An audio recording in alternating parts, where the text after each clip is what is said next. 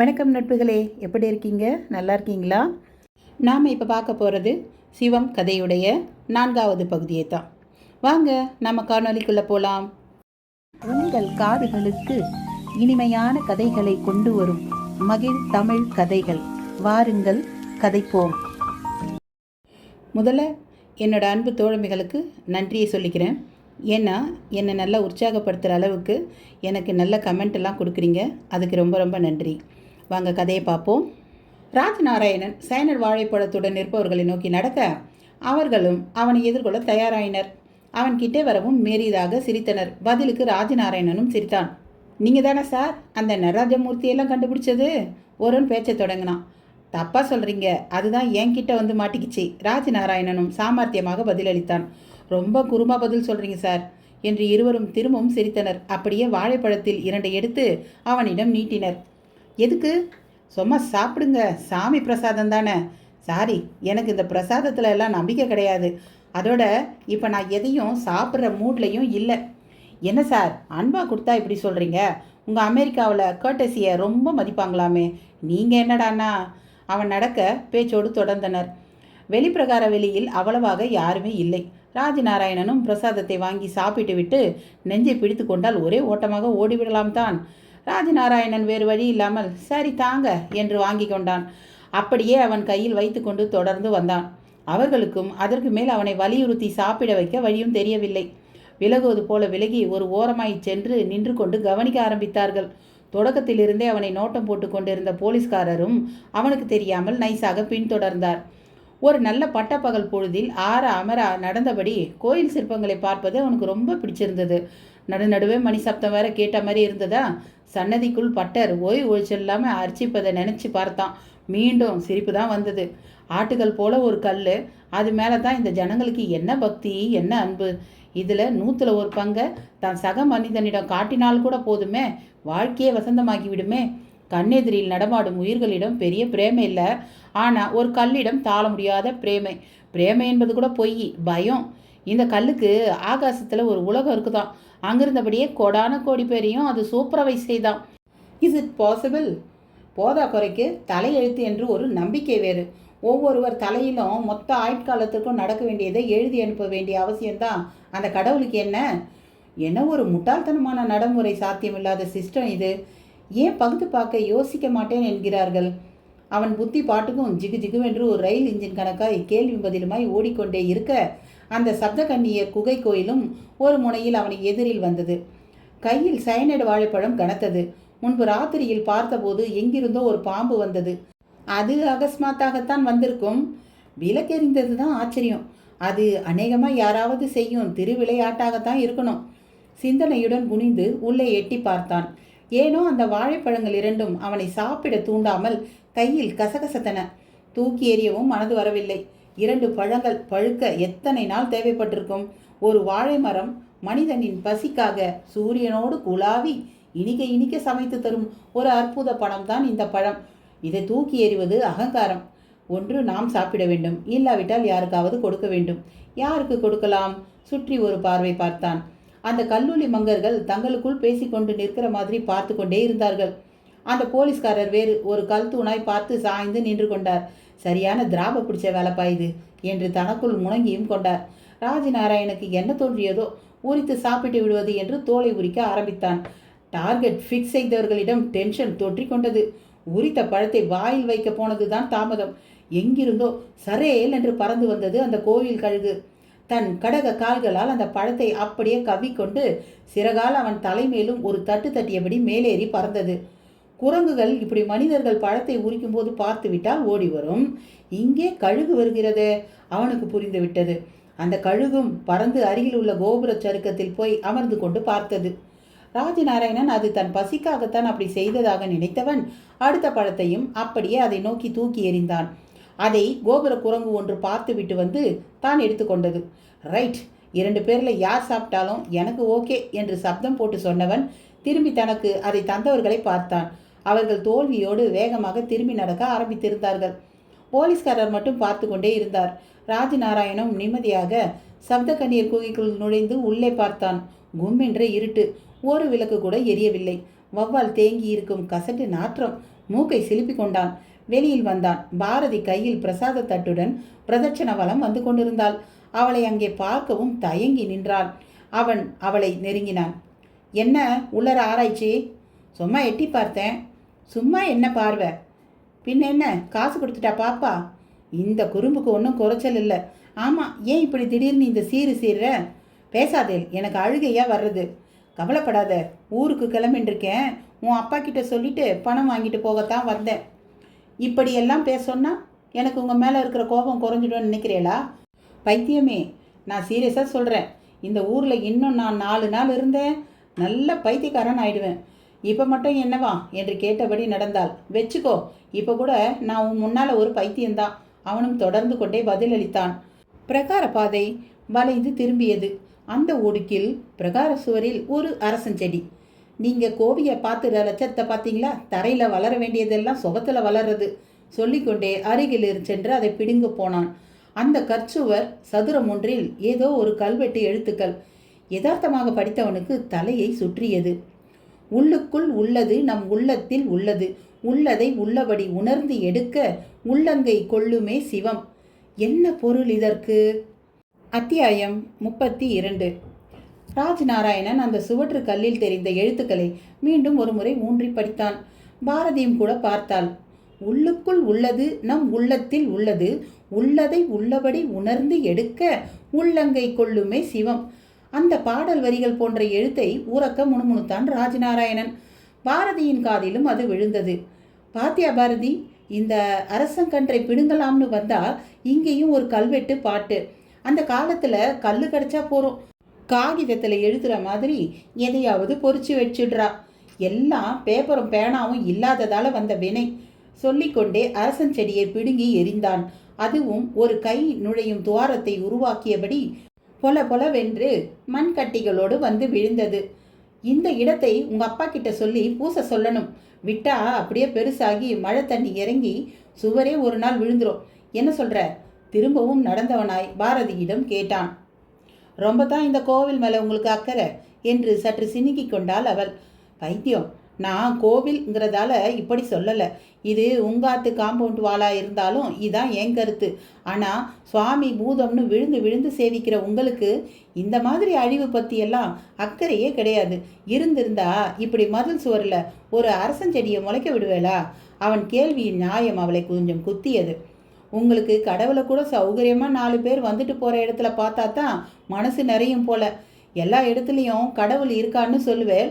ஆனால் அந்த கடவுள் இடிஞ்ச கோவிலில் இல்லைன்னு நினச்சிட்டு இந்த கோவிலுக்கு தான் வருவேன். பெரிய பங்களாவில் இருக்கிற பணக்காரன் மாதிரி கடவுளும் நல்ல வசதியான கோவிலில் இருக்கணும் இல்லை? மீண்டும் அவனிடம் எல்லல். போகிறோம், எதுடா சாக்குன்னு அகாத்தியம் பேசாதே. நம்பிக்கை இல்லாத உங்களுக்கு ஆன்மீகம் பற்றி பேச உரிமை கிடையாது. அட்ரஸ் செகண்ட் ஆனா அப்படின்னா நாத்திகத்தை குறை சொல்கிற உரிமையும் உனக்கு கிடையாது. அதை தெரிஞ்சுக்கோ. அவனது முத்தாய்ப்பான பதிலை தொடர்ந்து பிரகாரம் முற்று பெற்று கோவில் முன்புறம் வந்தது. சற்று தொலைவில் கோபுரத்தின் அடியில் ஒரே கூட்டம். அதே சமயம் ஒளிந்து ஒளிந்து அவனை நோட் செய்து கொண்டிருந்த போலீஸ்காரர் அவனை நோக்கி ஓடி வந்தார். சார், பெரிய ஆபத்திலிருந்து நீங்கள் இப்போ தப்பிச்சிருக்கீங்க சார். நல்ல வேலை, என் வேலையும் போக தெரிஞ்சிச்சு. இந்த இடிஞ்ச கோவில் கழுகு புண்ணியத்தில் தப்பிச்சுக்கிட்டேன் என்றார் பரபரத்தார். என்னையா சொல்கிறீங்க? உங்ககிட்ட இருந்த வாழைப்பழங்களை கழுகு கவிட்டு போச்சு தானே? ஆமாம். அதில் ஒன்றை ஒரு குரங்கு தூக்கிட்டு போச்சிங்களா? ஆமாம். அதுக்கு என்ன? அதில் விஷம் இருந்திருக்கு சார். உங்களுக்கு அதை கொடுத்தவங்க உங்களை கொல்ல குறி வச்சு வந்தவங்க. அந்த வாழைப்பழத்தை சாப்பிட்ட குரங்கு அடுத்த 2வது நிமிஷமே செத்து கோபுரத்திலிருந்து கீழே பிணமாக விழுந்துருச்சு சார். போலீஸ்காரரின் விளக்கம் ராஜநாராயண் இதயத்தில் திம்மென்று ஒரு குத்து குத்தியது. வேகமாக கூட்டத்தை நோக்கி ஓடினான். பரிதாபமாக செத்து கிடந்தது குரங்கு. ஓ, அவனுக்கும் நெஞ்சை அடைத்தது. அப்படியே அண்ணாந்து கோபுரத்தை பார்த்தான். அந்த கழுகு கூர்மையாக பார்த்தபடி அமர்ந்திருந்தது. பட்டரும் வந்திருந்தார். போலீஸ்காரரும் அருகில் இருந்தார். பாரதிக்கு ஒரு க்ஷணம் வெலவெலப்பு தட்டி உடம்பு நடுங்கியது. என்ன சார் நீங்கள் இவ்வளவு சொல்கிற? நீங்கள் அவங்கள பிடிக்கிறதுக்கு என்ன? அதை விட்டுட்டு இங்கே என்ன பண்ணுறீங்க? அவரிடம் கோபத்தோடு குமுறினார். விடுவேனாமா, நான் சந்தேகப்பட்டு அவங்கள ஃபாலோ பண்ணேன். ஆனால் அவங்க ஒரு வேனில் ஏறி பறந்துட்டாங்க. நான் எங்கள் டிபார்ட்மெண்ட்டுக்கு தகவல் தந்திருக்கேம்மா. நிச்சயம் அவங்கள பிடிச்சிடுவாங்க. 100 மைல் வேகத்தில் போனாலும் இந்த நொடி 10-15 மைல் கூட போயிருக்க முடியாது. நீங்கள் வேணால் பாருங்களேன். அவங்கள நிச்சயமாக எங்கள் டிபார்ட்மெண்ட் பிரிச்சிரும். அவர் பதிலில் நம்பிக்கை மின்னியது. ராஜ்நாராயண் காதில் அதெல்லாம் விழவே இல்லை. எதற்கு என்னை இப்படி குறிவைத்து துரத்துகிறார்கள் என்ற கேள்வியும் அதன் கடைச்சலும் அவனுக்குள் பிரதானமாகிவிட்டன. பட்டர் அவனை கலக்கத்துடன் பார்த்தார். இப்போ நீ எதுக்கு கோவிலுக்கு வந்த கேட்டார். உங்களை பார்க்கத்தான். என்ன விஷயம்? நான் ஊருக்கு கிளம்பி போக முடிவு செஞ்சிட்டேன். அத்தைக்கிட்ட பணம் கேட்டேன், உங்ககிட்ட வாங்கிக்க சொன்னான். ஒரு 200 இருந்தால் கொடுங்க, அதுக்காக தான் வந்தேன். ஈஸ்வரா, நேராக என்னாண்ட வராமல் யாரோ தந்த வாழைப்பழத்தை எல்லாம் வாங்கிட்டா என்ன அர்த்தம்? நான் என்ன வாங்கிட்டேன்? அவள் தான் விடாமல் வற்புறுத்தி தந்த அதையும் அந்த கழுகு தட்டி விட்டுடுத்து. ஈஸ்வரா, அந்த கழுகு மட்டும் தட்டி விடலைன்னா இப்போ உன் கதி என்ன ஆயிருக்கும்? உனக்கு சுவாமி மேலே அக்கறை இல்லைனாலும் அவருக்கு உன் மேலே எவ்வளவு அக்கறை? ஈஸ்வரா ஈஸ்வரா. பட்டர் சிலிர்த்து போனார். கோபுரத்தை அண்ணாந்து பார்த்து அங்கு அமர்ந்திருந்த கழுகை பார்த்து கன்னத்தில் போட்டுக்கொண்டார். ஆமாம் தம்பி, அது சாமி கழுகுங்கிறது உண்மைதான். எனக்கே நினச்சா உடம்பெல்லாம் சிலுக்குது. போலீஸ்காரரும் பட்டர் கருத்தோடு சேர்ந்து கொண்டார். நாராயணன் எதுவும் பேசாமல் வெறித்தான். இவர் இதை கூட தற்செயல், கழுகு குரங்குன்னா சாப்பிட்ற ஐட்டத்தை பிடுங்கத்தான் பார்க்கும்னு சயின்ஸு பேசுவார். ஒரு கால் அந்த சிவனே நேரில் சூலாயுதத்தோடு வந்தாலும் நம்பாம அவரை மேக்கப் போட்டுண்டு வந்துட்டு இருக்க நடிகர்னு சொல்லுவார். இவரண்ட போய் பேசிண்டு பாரதி குறுக்கில் தன் கோபக்கணைகளை இதுதான் சந்தர்ப்பம் என்று பாய்ச்சினாள். ராஜ்நாராயண் எதுவுமே பேசாமல் போய் ஒரு இடத்தில் அமர்ந்தான். உண்மையில் கடவுள்தான் என்னை காப்பாற்றினாரா, இல்லை இது ஒரு தற்செயலை இவர்கள் கடவுள் என்று சொல்கிறார்களா? எதற்காக அந்த கடவுள் இப்படி ஒளிந்து ஒளிந்து காப்பாற்ற வேண்டும்? கேள்விகளில் விழுந்து தலையை சிலுப்பி கொண்டான். அவ்வளவையும் அந்த கூட்டத்தில் கிழவன் வேடத்தில் இருந்த விட்டல்ராவ் என்கிறவனும் பார்த்து கொண்டுதான் இருந்தான். அவன் நினைப்பெல்லாம் சொதப்பி விட்டு ஓடிவிட்ட அந்த இருவர் மேலேயே இருந்தது. அவர்களை போலீஸ் பிடித்து விடுமோ? அவனுக்குள் சந்தேக குமுறல். அந்த வேனை திருவாரூர் ரோட்டிலேயே போலீஸ் ஜீப்பில் வந்தவர்கள் பார்த்து விட்டனர். துரத்தல் ஆரம்பமாகியது. அவர்களும் அசுர வேகம் காட்டினார்கள். கோவிலுக்கு சாமி கும்பிட வந்தவர்களின் வேன் டிரைவர் வேனுக்கு வெளியே நின்று கொண்டிருந்தான். ஒரே தாவாய் ஏறி கிளப்பி கொண்டு வந்து விட்டார்கள். பழைய வண்டி, ஆக்சிலேட்டரை மிதிப்பதே பெரும்பாடாக இருந்தது. டேய், இந்த வேனில் நாம் ஓடி தப்புறது சாத்தியமே இல்லை. அப்படியே எங்கேயாவது ஓரங்கட்டி நிறுத்திவிட்டு இறங்கி ஓடி தப்பிச்சுப்போம். போலீஸ் நம்ம பார்த்தாலும் 2 பேரில் ஒருத்தரை தான் துருத்தோம். ஒருத்தர் தப்பிக்கலாம், இல்லைன்னா 2 பேரும் மாட்டிப்போம். என்ன சொல்கிற? டிரைவர் சீட்டில் இருந்தவன் கேட்க அருகில் இருந்தவன் தலையை அசைத்தான். நான் அப்படியே வழியில் வர்ற கிராமத்து ரோடு எதுலையாவது விட்டுறேன். அதை பாரு, ஒரு சோளக்கொல்லை. அப்படியே உள்ளே விட்டு குதிச்சு தப்பிச்சுப்போம். என்ன சொல்கிற? பேசாத, முதல்ல செய். பக்கத்து சீட்டு நபர் உரத்த குரலில் கட்டளையிட வேன் சாலையை விட்டு விலகி சோளக்காட்டுக்குள் வேகமாக இறங்கியது. நடுக்காட்டில் தேங்கி நின்ற அதிலிருந்து இருவரும் பக்கவாட்டில் குதித்து அப்படியே குனிந்த நிலையில் வெகு தூரம் ஓடினர். கரும்பு வயல் ஒன்றும் சௌகரியமாக கை கொடுத்தது. அதில் எல்லாம் சீராய்க்க வேகம் காட்டினர். கிட்டத்தட்ட 10-15 நிமிட நேரம் இடைவிடாத ஓட்டம். அதற்கு மேலே ஓட முடியாதபடி நெஞ்சுக்கூடு இலைப்படுத்தது. பெருமூச்சுடன் தயங்கி அப்படியே நின்றனர். போலீசிடமிருந்து தப்பிவிட்டதாகவே தோன்றியது. சில நிமிடங்கள் பெருமூச்சுடன் ஆசுவாசிக்கவே சரியாக இருந்தது. அதன் பின்புதான் மார்பு சமாதானமானது. அப்பாடா என்று இருந்தது. எப்படியோ போலீசிடம் அகப்படாமல் தப்பிவிட்டோம் என்கிற நிம்மதியோடு நிமிர்ந்தவர்களுக்கு தூக்கி வாரி போட்டது. எதிரில் நாய்க்கடிப்பட்டு நாயாகவே மாறி பின் போலீஸ் காவலில் இருந்தும் தப்பித்த அந்த 2 கள்ளர்கள் நாயைப் போலவே நாக்கை தொங்க போட்டபடி பார்த்த அவர்கள் பார்வையில் சொல்ல முடியாத அளவு ஒரு குரூரம். அவர்களும் அதிக நேரம் பார்த்து கொண்டு நிற்கவில்லை. ஒரே பாய்ச்சல். அத்தியாயம் 33. மனித வடிவில் இருந்தாலும் ஒரு நாயைப் போலவே எல்லா விதத்திலும் மாறிவிட்ட அந்த 2 திருடர்களின் பாய்ச்சலும் தாக்குதலும் தப்பிவிட்டதாக கருதிய விட்டல்ராவின் கையாட்களை ஒரு உலுகு உலுக்கிவிட்டது. அந்த 2 பேரும் நாய் மனிதர்களின் பிடியில் நாராகி போனார்கள். சரியாக 5 நிமிடம் இருவரும் குதறப்பட்டு வீசி எறியப்பட்டனர். அப்படி எரியப்பட்ட அவர்கள் உடம்பில் உயிரும் இல்லை. ஒரு 15 நிமிட கால அவகாசத்தில் அவர்களை துரத்தி வந்த போலீஸ்காரர்கள் இருவரின் சடலத்தையும் பார்த்து உறைந்து போனார்கள். வயர்லெஸ்ஸில் தகவல் பறந்தது. மரகதலிங்கபுரத்தில் கோவில் முகப்பில் டென்ஷனோடு நின்று கொண்டிருந்த இன்ஸ்பெக்டர் குமாரவேல் காதுகளை அது அடையவும் அவர் கைகளை குத்தி பிசைந்து கொண்டார். அருகில் தான் இருந்தார் தீட்சிதர். என்ன சார், அந்த திருட்டு பசங்க பிடிபட்டுட்டாங்களா? இல்லை தீட்சிதரே, 2 பேரும் மிருகங்களால் தாக்கப்பட்ட மாதிரி செத்து கிடக்குறாங்களாம். ஈஸ்வரா, எந்த மிருகம் வந்து அவளை தாக்கித்தான்? தெரியல. சேஸ் பண்ணி போன சப் இன்ஸ்பெக்டர் ஒருத்தர் உடனடியாக தகவல் தந்துட்டாரு. பாடியை போஸ்ட்மார்ட்டம் பண்ணினா எல்லாம் தானாக தெரிய வரலாம். என்ன இது, எதை நம்புறதுன்னே தெரியலையே. ஒன்று மட்டும் உறுதி தீட்சிதர், இங்கே நம்ம காவல் எல்லாம் சும்மா கண் துடைப்புக்கு தான். ஒரு பவர் பக்காவாக வேலை செஞ்சிட்ருக்கு. இல்லைன்னா ராஜநாராயணன் அந்த கழுகு வந்து காப்பாற்றிருக்குமா? ஒரு பவர்னு ஏன் பொதுமையில் சொல்கிறேன், அது சாட்சாத் அந்த ஈஸ்வரன்னா. உண்மைத்தான், பொதுவில் பக்தி விஷயத்தில் நான் அலட்டிக்கிற ஆள் கிடையாது. ஒரு விபூதி வச்சுக்க கூட யோசிப்பேன். ஆனால் இப்போ அதெல்லாம் தப்புங்கிற மாதிரி ஃபீல் பண்ணுறேன். நல்ல மாற்றம்தான். ஆனால் இவ்வளவு நல்ல காரியத்துக்கும் பின்னால் இருக்கிற அந்த ராஜ் நாராயண் மட்டும் நடக்கிற அவ்வளவையும் தற்செயலாகவே எல்லாம் நடக்கிறதா நினைக்கிறான். நானும் கவனித்தேன். எனக்கு என்னவோ அதுக்கு ஒரு சரியான காரணம் இருக்கணும்னு தான் தோணுது. இன்ஸ்பெக்டர் குமாரவேலும் தீட்சிதரும் பேசியபடி இருக்க நிறைய போலீஸ்காரர்கள் குவிக்கப்பட்டிருந்தனர். கிழட்டு வேஷத்தில் இருக்கும் விட்டல் ராவும் பிள்ளையார் பிடிக்க போய் குரங்காகிவிட்டதை உணர்ந்து குழப்பத்தில் இருந்தான். தப்பி ஓடிய தன் சகாக்கள் செத்து போய்விட்ட விஷயம் இன்னமும் அவனை எட்டி இருக்கவில்லை.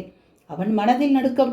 முதல் தடவையாக நிஜமாலுமே இந்த கோவிலில் ஏதோ சக்தி இருக்கிறதோ என்ற கேள்வியும் சந்தேகமும் அவனை ஆட்டி படைக்க ஆரம்பித்திருந்தது.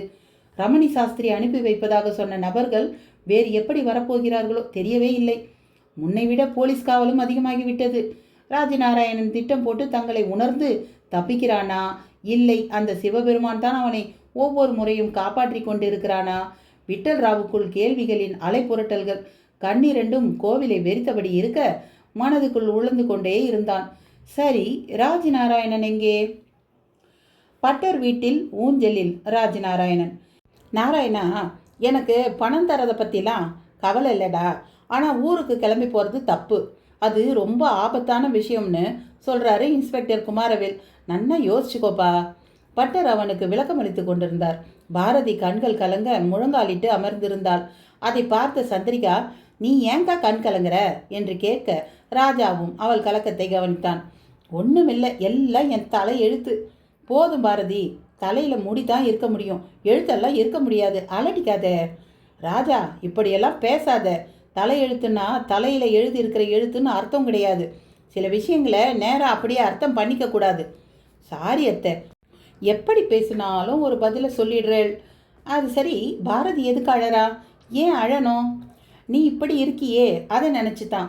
வேண்டாம், திரும்ப நாத்திக ஆத்திக சர்ச்செல்லாம் நமக்குள்ளே வேண்டாம். நானும் அந்த டாபிக் எல்லாம் பேசுகிறதா இல்லை. I want to go back. நான் கிளம்ப போகிறேன். அதான் அத்தின் பேர் சொன்னாரே, போலீஸில் வேண்டாம்னு சொல்கிறாளாமே. அவள் பேச்சை நான் எதுக்கு கேட்கணும்? ஏன் திருட்டு போன சூட்கேஸை கண்டுபிடிச்சி கொடுக்க துப்பு இல்லை? இவ என்னை பார்த்து ஏதாவது சொல்லின்னு இருப்பா, நான் கேட்டுக்கணுமா? என்ன ராஜா நீ, உன்னை கொல்லத்தான் ஒரு கூட்டம் அலையிறதே. விஷ வாழைப்பழத்தை கொடுத்தவனை பார்த்ததுமே உனக்கு பயம் ஏற்படலை? அது என்னமோ வாஸ்தவம் தான். அதுக்காக நான் இந்த கிராமத்தில் அர்த்தங்கெட்டத்தனமாக இருந்துட்டு பொழுதெல்லாம் தேய்க்க முடியாது. ரொம்ப ஆசையாக கல்யாண எண்ணங்களோடு வந்தேன். ஆனால் எல்லாமே தப்பு தப்பாக போயிடுது. இனியும் டயத்தை வேஸ்ட் பண்ண நான் பித்துக்குழி கிடையாது. லீவு கிடைக்கிறதே அபூர்வம். அதை இங்கே வேஸ்ட் பண்ண சொல்கிறேளா? சரிப்பா, எதுக்கு வளவலன்னு பேசிண்டு? இன்ஸ்பெக்டர் குமாரவேல் கோவில் வாசலில் தான் இருக்காரு. அவரெண்ட போய் சொல்லிவிட்டு நீ கிளம்பு. பட்டர் நறுக்கென்று ஒரு முடிவுக்கு வந்து ஒரு வழியையும் காட்டினார். சரி, நான் பணம் கேட்டேனே, இந்தா 200 ரூபா தான் கேட்டேன். ஆனால் 500 தரேன். போய் கூட அனுப்பணுங்கிற அவசியமெல்லாம் கிடையாது. பிடி. பட்டர் ஒரு 500 ரூபாய் தாளை அவன் வசம் தந்தார். அவனும் கிளம்பினான். இனி யாராலும் அவனை தடுக்க முடியாது என்கிற மாதிரி கிளம்பின அவனை பாரதி கண்கலங்க பார்த்தாள். உள்ளுக்குள் அவன் மேலான காதல் அவளை போட்டு பிசைந்து கொண்டிருந்தது. அவனை தொடரும் மர்ம மனிதர்கள் வேறு அவருக்குள் கிளியை மூட்டினார்கள். அவள் அதற்கெல்லாம் சேர்ந்து உருகி அழும்போதே அவன் வேட்டி நுனியை பிடித்து கொண்டு வீதியில் இறங்கிவிட்டான். பட்டரும் அன்னபூர்ணியும் ஒருவரை ஒருவர் பார்த்து பெருமூச்சு விட்டு கொண்டனர். இவ்வளவு நடந்திருக்கு, எல்லாம் அந்த ஈஸ்வர கிருபைங்கிறது அவனுக்கு புரியலை பாரு. பட்டர் பெருமூச்சோடு முணுமுணுத்தார். அவன் வயசு அப்படி, படித்த படிப்பு சம்பாத்தியம்னு ரொம்ப உயர போயிட்டான். வெதர்னியாக சொல்லி புரிய வைக்காம வெறுப்பை காட்டினா இங்கே இருக்க பிரிய இருக்குமா என்ன? போறேன்னு தான் சொல்லுவான். அன்னபூரணி பட்டரின் புலம்பலில் அர்த்தமில்லை என்றார் போல் ஒரு சொல் இடித்தாள். பட்டரும் முறைத்தார். பாரதி பார்வை மட்டும் வீதியில் அவன் நடந்து சென்று கொண்டிருப்பதன் மேலேயே இருந்தது. ராஜநாராயணனை பார்த்த குமாரவேல் இணக்கமாக சிரித்தார். இன்ஸ்பெக்டர் சார், நான் மெட்ராஸ் கிளம்பிட்டேன். உங்ககிட்டயே ஒரு வார்த்தை சொல்லிட்டு போகத்தான் வந்தேன். சாரி ராஜ்நாராயண், நீங்கள் போகக்கூடாதுன்னு சொல்லியிருக்கோமே. Very very sorry inspector. நான் கைதி இல்லை உங்கள் பேச்சை கேட்க. நான் போகத்தான் செய்வேன். இங்கே எனக்கு பொழுது போவேனாங்கிறது. படித்தவர் நீங்கள், புரியாமல் பேசாதீங்க. உங்கள் நல்லதுக்காகத்தான் சொல்கிறோம். அஃப்கோர்ஸ் எனக்கு த்ரெட் இருக்குன்னா என் கூட 2 எஸ்கார்ட் போலீஸே அனுப்புங்க. நான் ஸ்டேட் கிளம்புற வரை அவங்க என் கூடவே காவலாக இருக்கட்டும். தயவுசெய்து இங்கே இருன்னு மட்டும் சொல்லாந்தீங்க. சரி சரி ஓகே. இப்போ உங்களுக்கு இங்கே பொழுது போகணும் அவ்வளவு தானே? ஐயோ, எதையாவது சொல்லி இங்கே இருன்னு மட்டும் சொல்லிடாதீங்க சார். ஒரு வெல்விஷரா இந்த கோவில் மர்மங்கள் விலகி குற்றவாளிகள் பிடிபடணுங்கிற அக்கறை உங்களுக்கு இருக்கா இல்லையா? குமாரவேல் கேட்ட கேள்வி ராஜநாராயணனை கொஞ்சம் சிந்திக்க வைத்தது. மௌனித்தான். நல்லா யோசிச்சு பாருங்க. ஏதோ ஒரு சக்தி தொட்டு தொட்டு ஒவ்வொரு விஷயத்தையா உலகத்துக்கு காட்டிக்கிட்டு வரல? இப்போ கூட உங்களை சயனைடு வாழைப்பழத்தால் கொலை செய்ய நினைச்ச 2 பேரை மிருகங்கள் கடிச்சு கொன்னே போட்டுருச்சு. திருட முயற்சி செய்கிறவங்க அடி மேலே அடி வாங்குறாங்க. அதே சமயம் உங்களாலையும் ஒரு அடி கூட இந்த ஊரை விட்டு வெளியே எடுத்து வைக்க முடியல. நீங்கள் உங்கள் மனசில் எதை நினச்சாலும் எப்படி சிந்திச்சாலும் எங்களுக்கு ஒரு ப்ரொடெக்ஷன் எங்களை மீறி இருக்குது. அதை பற்றி எல்லாம் யோசித்து பார்க்காம எதனால் எப்படின்னு கேள்விகள் கேட்டுக்காம இங்கே இருந்து போனால் போதும்னே நினைக்கிறீங்களே. நான் தெரியாமல் தான் கேட்குறேன். சென்னை போய் என்னத்தான் பண்ண போகிறீங்க? குமாரவேல் அவனை நன்றாகவே தன் கேள்விகளால் கட்டி போட அவனும் தீவிரமாக யோசித்தபடியே பக்கத்து கோவில் சுவர் மேல் சாய்ந்தான். சாய்ந்த இடத்தில் சில தேய்ந்த கல்வெட்டு எழுத்துக்கள். அதில் மாலிகாப்பூர் படையெடுப்புக்கு பின் காலடிப்பேட்டை ஜனங்களுக்கு வெள்ள நிவாரண உதவியாக 1000 களம் நெல்லும் குதிரைகளுக்கான கொள்ளும் தரவும் பிரதி உபகாரமாக அவர்கள் எழுப்பி தந்த மதிர் கோட்டை சுவராம் இது. ஸ்தாபித்தோன் மருங்காபுரி மயில்வாகனன் தலையாரி என்கிற எழுத்துக்கள் பார்க்கும்போதே மனம் படித்துவிட பளிச்சென்று அர்த்தமான அதன் பொருள் க்ஷணத்தில் அவனுக்குள் ஒரு மின்னலை வெட்டியது. நாராயண அழகா, இந்த ஓலையில் உள்ள செய்தியை அதோ அந்த ஈசான்ய மூலையில் உள்ள 48வது கல்தூணில் பொறித்துவிடு. நமது வேத மாதவராயர் உத்தரவு இது என்று யாரோ எப்பொழுதோ காதருகே நின்று கூறியது போலவும் ஒரு பிரமை. தலையை போட்டு உதறிக்கொண்டான். அத்தியாயம் 34. மதில் சுவரில் சாய்ந்த மாத்திரத்தில் அதில் செதுக்கப்பட்டிருந்த செய்தியை படித்தவன் தன்னையே மறந்து நெற்றியை பிடித்து கொண்டு ஒரு ஓரமாய் போய் அமர்ந்தான். இது இன்ஸ்பெக்டர் குமாரவேலுக்கும் ஆச்சரியமாகத்தான் இருந்தது. தரிசனத்துக்காக உள்ளே சென்றிருந்த தீட்சிதரும் அப்போது அவர்களை நோக்கி வந்த வண்ணம் இருந்தார். குமாரவேலுவையும் ராஜநாராயணனையும் மாறி மாறி பார்த்தவர் முகத்தில் ஒரு அர்த்தபுஷ்டியான புன்னகை. என்ன சாமி சிரிக்கிறீங்க? சிரிக்கல, ரசிக்கிறேன். ரசிக்கிறீங்களா? இங்கே ரசிக்க என்ன இருக்கு? தம்பிக்கு தலை வலிக்குதாட்டம் இருக்கு. நல்லா பேசிக்கிட்டு இருந்துச்சு, அப்படியே உட்காந்துடுச்சு. இதுக்குத்தான் நான் காத்திருந்தேன். என்ன சொல்கிறீங்க? தலை வலிக்கட்டும்னு நீங்கள் காத்திருந்தீங்களா? தலை வலிக்கலை இன்ஸ்பெக்டர். அவன் இப்போ சித்த கலக்கத்தில் இருக்கான். சித்த கலக்கமா? ஆமாம், இங்கே ஒரு சக்தி இருக்குது, அது எல்லாத்தையும் வழி நடத்திட்டு இருக்குன்னு கொஞ்சம் முந்தி சொன்னீங்கல்ல? ஆமாம், அதோட வேலை தான் இதுவும். கொஞ்சம் புரியும்படியாக தான் சொல்லுங்களேன். இந்த ஒரு விஷயத்தை மட்டும் புரியும்படி சொல்லவே முடியாது இன்ஸ்பெக்டர். ஒரு மனிதன் தன் வாழ்நாளில் எவ்வளவோ விஷயங்களை அனுபவிக்கிறான். அதை அடுத்தவங்களுக்கு புரிய வைக்க இன்பமானது துன்பமானதுன்னு 2 நிலைப்பாட்டில் வச்சு சொல்கிறான். அந்த 2 நிலைப்பாட்டிலையும் சேராதபடி எந்த வார்த்தைகளால் எப்படி சொல்கிறதுனே தெரியலையேன்னு தவிக்கிற விதமாகவும் ஒரு விஷயம் இருக்குது. அதை அமானுஷ்யம்னு ஒரு சராசரி வார்த்தையால் சுட்டி காட்டலாம். அப்போ கூட எது அமானுஷ்யம், அது எப்படிப்பட்டதுன்னெல்லாம் சொல்லி விளங்க வைக்க முடியாது. என் அனுபவத்தில் சொல்கிறதா இருந்தால் எந்த நிலையிலும் தான் மட்டுமே உணர முடிந்த பிறருக்கு உணர்த்தவே முடியாத ஒன்று தான் அமானுஷ்யம். இப்போ ராஜநாராயணம் அதில் இருக்கான். தீட்சிதரனின் நீண்ட வழக்கம் இன்ஸ்பெக்டர் குமாரவேலுவை கொஞ்சம் போல குழப்பியது. சொல்லப்போனால் சுத்தமாக புரியவே இல்லை. ராஜநாராயணம் ஒரு புதிய சிந்தனை வயப்பட்டவன் போல எழுந்தான். அப்படியே விசிராந்தியாக காட்டில் ஏகாந்தமாக கைவீசி நடக்கும் சித்தர்களைப் போல கோயிலுக்குள் நடக்க ஆரம்பித்தான். இந்த க்ஷணம் ஊருக்கு போகிறேன், இங்கே எனக்கு இருக்கவே பிடிக்கல அப்படின்னு சொன்னவர் திடீர்னு மந்திரிச்ச கோழி மாதிரி ஆயிட்டாரு. அதுவும் இந்த சுவத்தில் இருக்கிற செய்தியை படித்த பிறகு தான். இப்படி என்னதான் இருக்கு இதில்? குமாரவேல் ஒரு பார்வை பார்த்தார். அதை சிரமப்பட்டு எழுத்து கூட்டி படித்து விட்டு திரும்பினார். என்ன செதுக்கி இருக்கு? இந்த சுபத்தை ஒரு ஊரை சேர்ந்த மக்கள் ஒன்றா கூடி கட்டுனதா இருக்குது. அதுவும் மாலிகாப்பூர் படையெடுப்பில் பாதிக்கப்பட்ட பிறகு. அப்போ அந்த கோவில் மாலிகாப்பூர் படையெடுப்புக்கு உள்ளான ஒரு கோவில். இல்லைன்னா மரகத லிங்கமும் மரகத நடராஜரும் அம்பாள் திருமேனியும் காணாமல் போயிருக்குமா? காணாமலா? காணாமன்னா அவன் கொண்டு போயிட முடியாதபடி ஒளிச்சு வைக்கப்பட்டிருக்குமான்னு கேட்டேன். ஓ, அப்படி ஒளிஞ்சு கிடந்ததை தான் இந்த மரகத நடராஜர் விக்கிரகமா? இல்லையா பின்ன?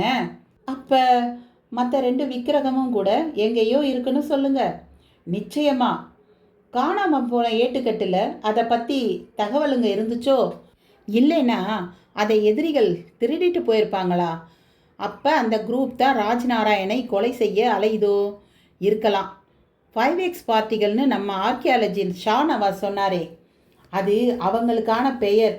ஆமாம், ஒரு போலீஸ்காரராக இருந்துக்கிட்டு ஒன்றும் தெரியாத மாதிரி என்கிட்டயே கேட்குறீங்களே. அலையிற பார்ட்டியை தான் உங்களுக்கு தெரியும். ஆனால் அவங்களும் இந்த கோவிலுக்குமான தொடர்பு தெரியணும்னா உங்களைப் போல 3ஆம் பார்வை உள்ளவங்க கிட்ட பேசினா தான் தெரிஞ்சுக்க முடியும். 3ஆம் பார்வையா? அப்படின்னா உங்கள் பாணியில் சொல்லணும்னா அமானுஷ்யம்தான். நான் அமானுஷ்யமாக எதை சொன்னேன்?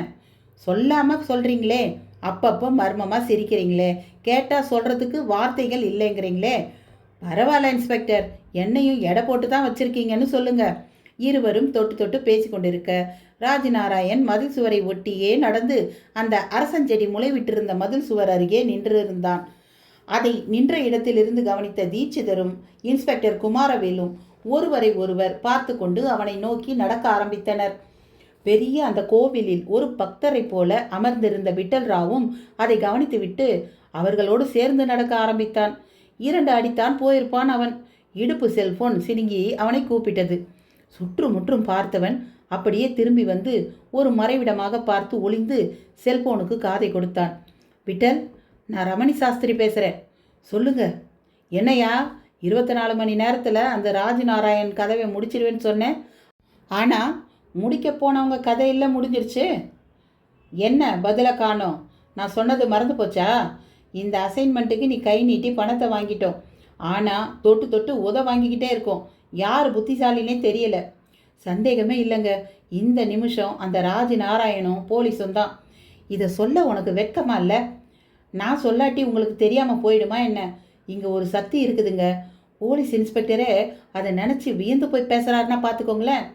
போச்சியா, இப்படியெல்லாம் இல்லாதது இருக்குதுன்னு நம்ப ஆரம்பித்தா இந்த இயக்கத்தில் நீ எல்லாம் ஒரு துரும்ப கூட அசைக்க முடியாது. அது எனக்கும் தெரியும் சார். ஆனால் சில விஷயங்களை அனுபவப்பட்டால் தான் புரியும். முண்டோம், எதிய அனுபவம். சக்தி இருக்குன்னா அந்த சக்தி புத்தாஜியையும் என்னையும் ஒழிச்சு கட்டலாமே. அவ்வளவு ஏன் இந்த சிலைகளுக்கு ஆசைப்படுற மேல்நாட்டுக்காரங்க மனசில் கட்டுப்பாடுகளை உருவாக்கலாமே. எவ்வளவு சுலபமாக இந்த விஷயம் ஒரு முடிவுக்கு வந்துடும்னு யோசிச்சுப்பார். அதை விட்டுட்டு அந்த கோவிலில் அந்த சக்தி கண்ணாமூச்சி விளையாடுதா? நல்ல லாஜிக்கான கேள்வித்தான். ராஜ்நாராயண் காதில் விழுந்திருந்தால் சவால் சொல்லியிருப்பான். ஆனால் விட்டல்ராவால் அப்படி சொல்ல முடியவில்லை. அதே சமயம் ஒரே அடியாக மறுத்துவிடவும் முடியவில்லை. சாஸ்திரிஜி, ரொம்ப முக்கியமான ஒரு சம்பவம் நடக்கும் போல தெரியுது. அப்புறம் கூப்பிடுங்க. அந்த ராஜ்நாராயண் பைத்தியக்காரன் மாதிரி ஏதோ பண்ணிட்டு இருக்கான். அதை நான் கவனிக்கணும். தாராளமாக கவனி. அப்படியே நீ கேட்ட சூட்கேஸ் திறக்கிற ஆளும் ஏட்டுக்கட்டோட புவனாங்கிற ஒரு மாடர்ன் கேர்ளும் இந்த நிமிஷம் மரகதலிங்கபுரத்துக்கு வந்துட்டு இருப்பாங்க. உன்னையும் வந்து பார்ப்பாங்க, விட்டுறாத. அப்படியா? வந்துட்டாங்களா அவங்க? விட்டல்ராவ் கேட்ட விதத்திலேயே ஒருவித அசதி. அத்தியாயம் 35. ராஜ்நாராயண் ஓடிப்போய் அந்த அரசஞ்செடி மதில் அருகே நின்று கொண்டு விட்டான். அவன் அடுத்து என்ன செய்வான் என்ற கேள்வியில் தீட்சிதரும் குமாரவேலுவும் பின்னாலேயே சென்று பார்க்க விட்டல்ராவும் கோவிலை 48 பிரதட்சணம் செய்யும் ஒரு பக்த சிகாமணி போல மாறி ராஜ்நாராயணன் நோட்டம் விட ஆரம்பித்தான். ராஜ்நாராயண் கரங்கள் துவாரம் விழுந்திருக்கும் அந்த சுவர்புறத்தை வருட ஆரம்பித்திருந்தன. நினைவுகளும் எங்கோ பறந்து சென்று மிதக்கிற மாதிரி இருந்தது. மெல்ல, மிக மெல்ல காதுகளில் ஒளியின் செதுக்கும் சப்தமும் அதன் தொடர்ச்சியாக மனக்கண்ணிலும் அந்த இடத்தில் பலர் நின்று அந்த மதில் சுவரை எழுப்புவது போல் தோன்றியது. அருகே மாட்டு வண்டியிலிருந்து சதுர கற்கள் இறக்கப்பட்ட வண்ணம் இருக்க ஓரிடத்தில் சுண்ணாம்பு, விளாம்பழ விழுது, பால், முட்டை கலவை, புளியஞ்சாறு, நாட்டு வெள்ளச்சாறு, கடுக்காய் ஊறல் என்று தாழி தாழியாய் கலவைகள். அவைகளை ஆற்று மண்ணில் 100 சிப்பத்துக்கு 10 எரிப்பானை அளவு சுண்ணாம்பும் விளாம்பழ விழுதும் பால் முட்டை கலவையும் புளியஞ்சாறும் மற்றும் நாட்டு வெள்ள சாறும் கலவையோடு கடுக்காய் ஊறலையும் கலந்து வார்பிரம்பு சிப்பத்தில் அந்த கலவையை ஒருவர் பொழிந்து தர அதை கொண்டு தான் சுவரும் எழுப்பப்பட்டு கொண்டிருந்தது. அவ்வப்போது ஒருவன் வந்து அந்த கலவையை உருண்டை போல கையில் எடுத்து பிடித்து பார்த்து பின் அத்துடன் பச்சிலை சாறு போல ஏதோ ஒன்றை கலந்து அனுப்பிய வண்ணம் இருந்தான். அங்கங்கே கோவேறு கழுதைகள் மணல் பொதிகளை சுமந்து வர தோதாக நின்று கொண்டிருக்க ஆலயத்தின் உள்ளே ஓங்கலாய் ஒரு வில்வமரமும் வளர்த்திருந்தது. அதன் கீழே பட்டு சால்வை போர்த்தினது போல 2 புறவிகள். அதுவே சோழ பிராஜ்ய பிரதிநிதிகள் யாரோ வந்திருக்கின்றனர் என்று சொல்லாமல் சொல்லிற்று. அது உண்மைதான். கோயிலின் உட்பிரகார கூட்டில் ஒரு கல்மண்டபம் இருக்க அதில் பிரம்மானந்த பட்டரிலிருந்து வேத மாதவராயர் வரை அனைவரும் இருந்தனர். சோழராஜ்ய பிரதிநிதியை போன்றவனும் இருந்தான். அவன்தான் பிரதானமாக பேசினான். உளிமுனைகள் ஒழுங்கில்லாத சதுர கற்களை சீராக செதுக்கும் நொட் நொட் என்ற சப்தத்திற்கு நடுவில் அவன் பேசுவது அவ்வளவா யார் காதிலும் விழவே இல்லை. எத்தனை முறை இந்த ஆலயம் சிதைக்கப்பட்டாலும் சரி, அத்தனை முறையும் இது உயிர் தேழ வேண்டும். அந்த வடக்கொடுங்கோலன் காபூர் அயர்ந்து போக வேண்டும்.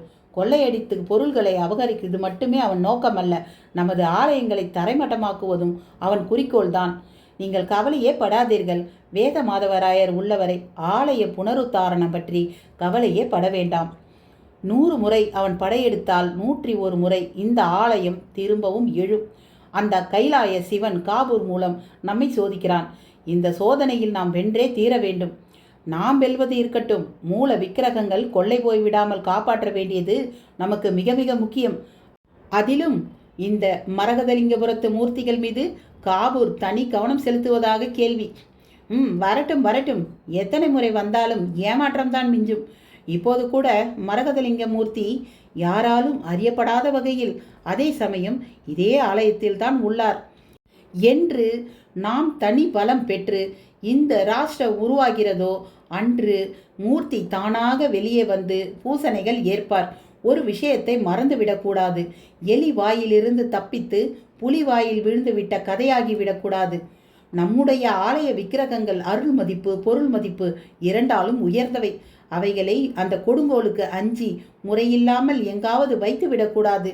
பின் காலத்தால் புதையுண்டு போகும். உண்மைத்தான், அவை மறைக்கப்பட்டு காப்பாற்றப்பட வேண்டியது மட்டுமல்ல, அவைகளை மறைமுகமாய் பூசிக்கவும் பட வேண்டும். பூசனை அற்று போய்விடக்கூடாது. கவலையே படாதீர்கள். ஒரு ஆலயத்தின் ஈசான்ய பாகம் என்றும் புனிதமாகவே கருதப்படும். காலத்தால் அங்கே கட்டிடங்கள் எழும்ப வாய்ப்பே இல்லை. அத்துடன் விழா காலத்தில் அங்கே உற்சவ மூர்த்திகள் நின்று சேவை சாதிப்பார்கள். கோவிலுக்குள் உள்ளிலும் வெளியிலும் ஏற்படும் தீபங்கள் கூட ஈசானியம் நோக்கி ஏற்றப்படும். எனவே ஈசானிய பாகத்தை விட ஏற்ற இடம் ஒன்றும் கிடையாது. இல்லை இல்லை, காலத்தால் அங்கே கிணறோ கூலமோ உருவாகலாம். வாஸ்து சாஸ்திரம் அதை அனுமதிக்கிறது. அப்பொழுது அது ஆபத்தாகிவிடும். ஒரு ஆபத்தும் வராது. நாம் கருவிகள்.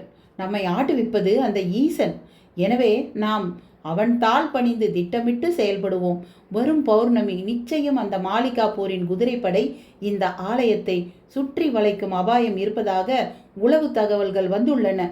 அப்படி அந்த படை வந்து பார்க்கும்போது அவர்களின் முந்தைய தாக்கத்தால் இடிக்கப்பட்ட இந்த மதில் சுவர் மேலும் ஒரு அடி உயர்ந்து ராஜகம்பீரமாக காட்சி தர வேண்டும். அவனும் அதை கண் வெட்கி தலை குனிய வேண்டும். அவர்கள் தங்களுக்குள் பேசிய வண்ணம் இருக்க சிற்பி நாராயண அழகன் அவர்களை நோக்கி வந்தபடி இருந்தான். வந்துவிட்டாயா கேட்டது மாதவராயர். அழைத்தீர்களாமே? ஆமாம், நீதான் தேர்ந்த சிற்பியாயிற்றே. ஒரு சிறந்த சமதளமான கல்லில் நான் தரும் ஓலைச் செய்தியை கல்லெழுத்தில் வார்த்து தருவாயா? இதென்ன கேள்வி? அது என் கடமை மாதவராயரே. மிகவும் மகிழ்ச்சி. எள்ளென்றால் என்னையாக நிற்கிறாய்.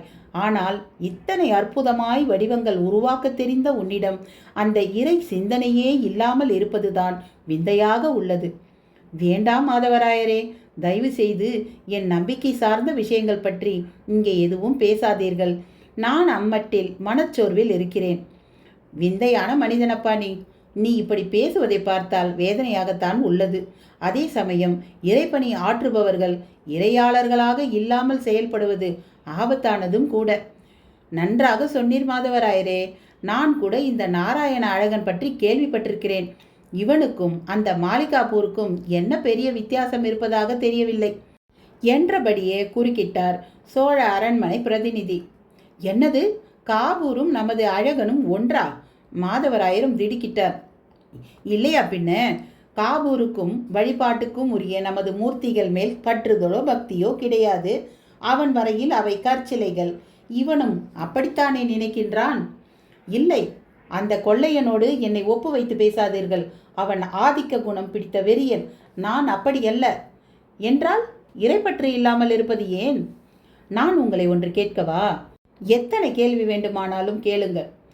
உங்கள் வரையில் இறைவன் பெரியவனா, இல்லை அந்த காவூர் பெரியவனா? இது என்ன கேள்வி? அற்ப மனிதனான காவூர் எங்கே, அந்த இறைவன் எங்கே? அப்படியானால் அவரே மிக பெரியவர் அல்லவா? அதில் என்ன சந்தேகம்?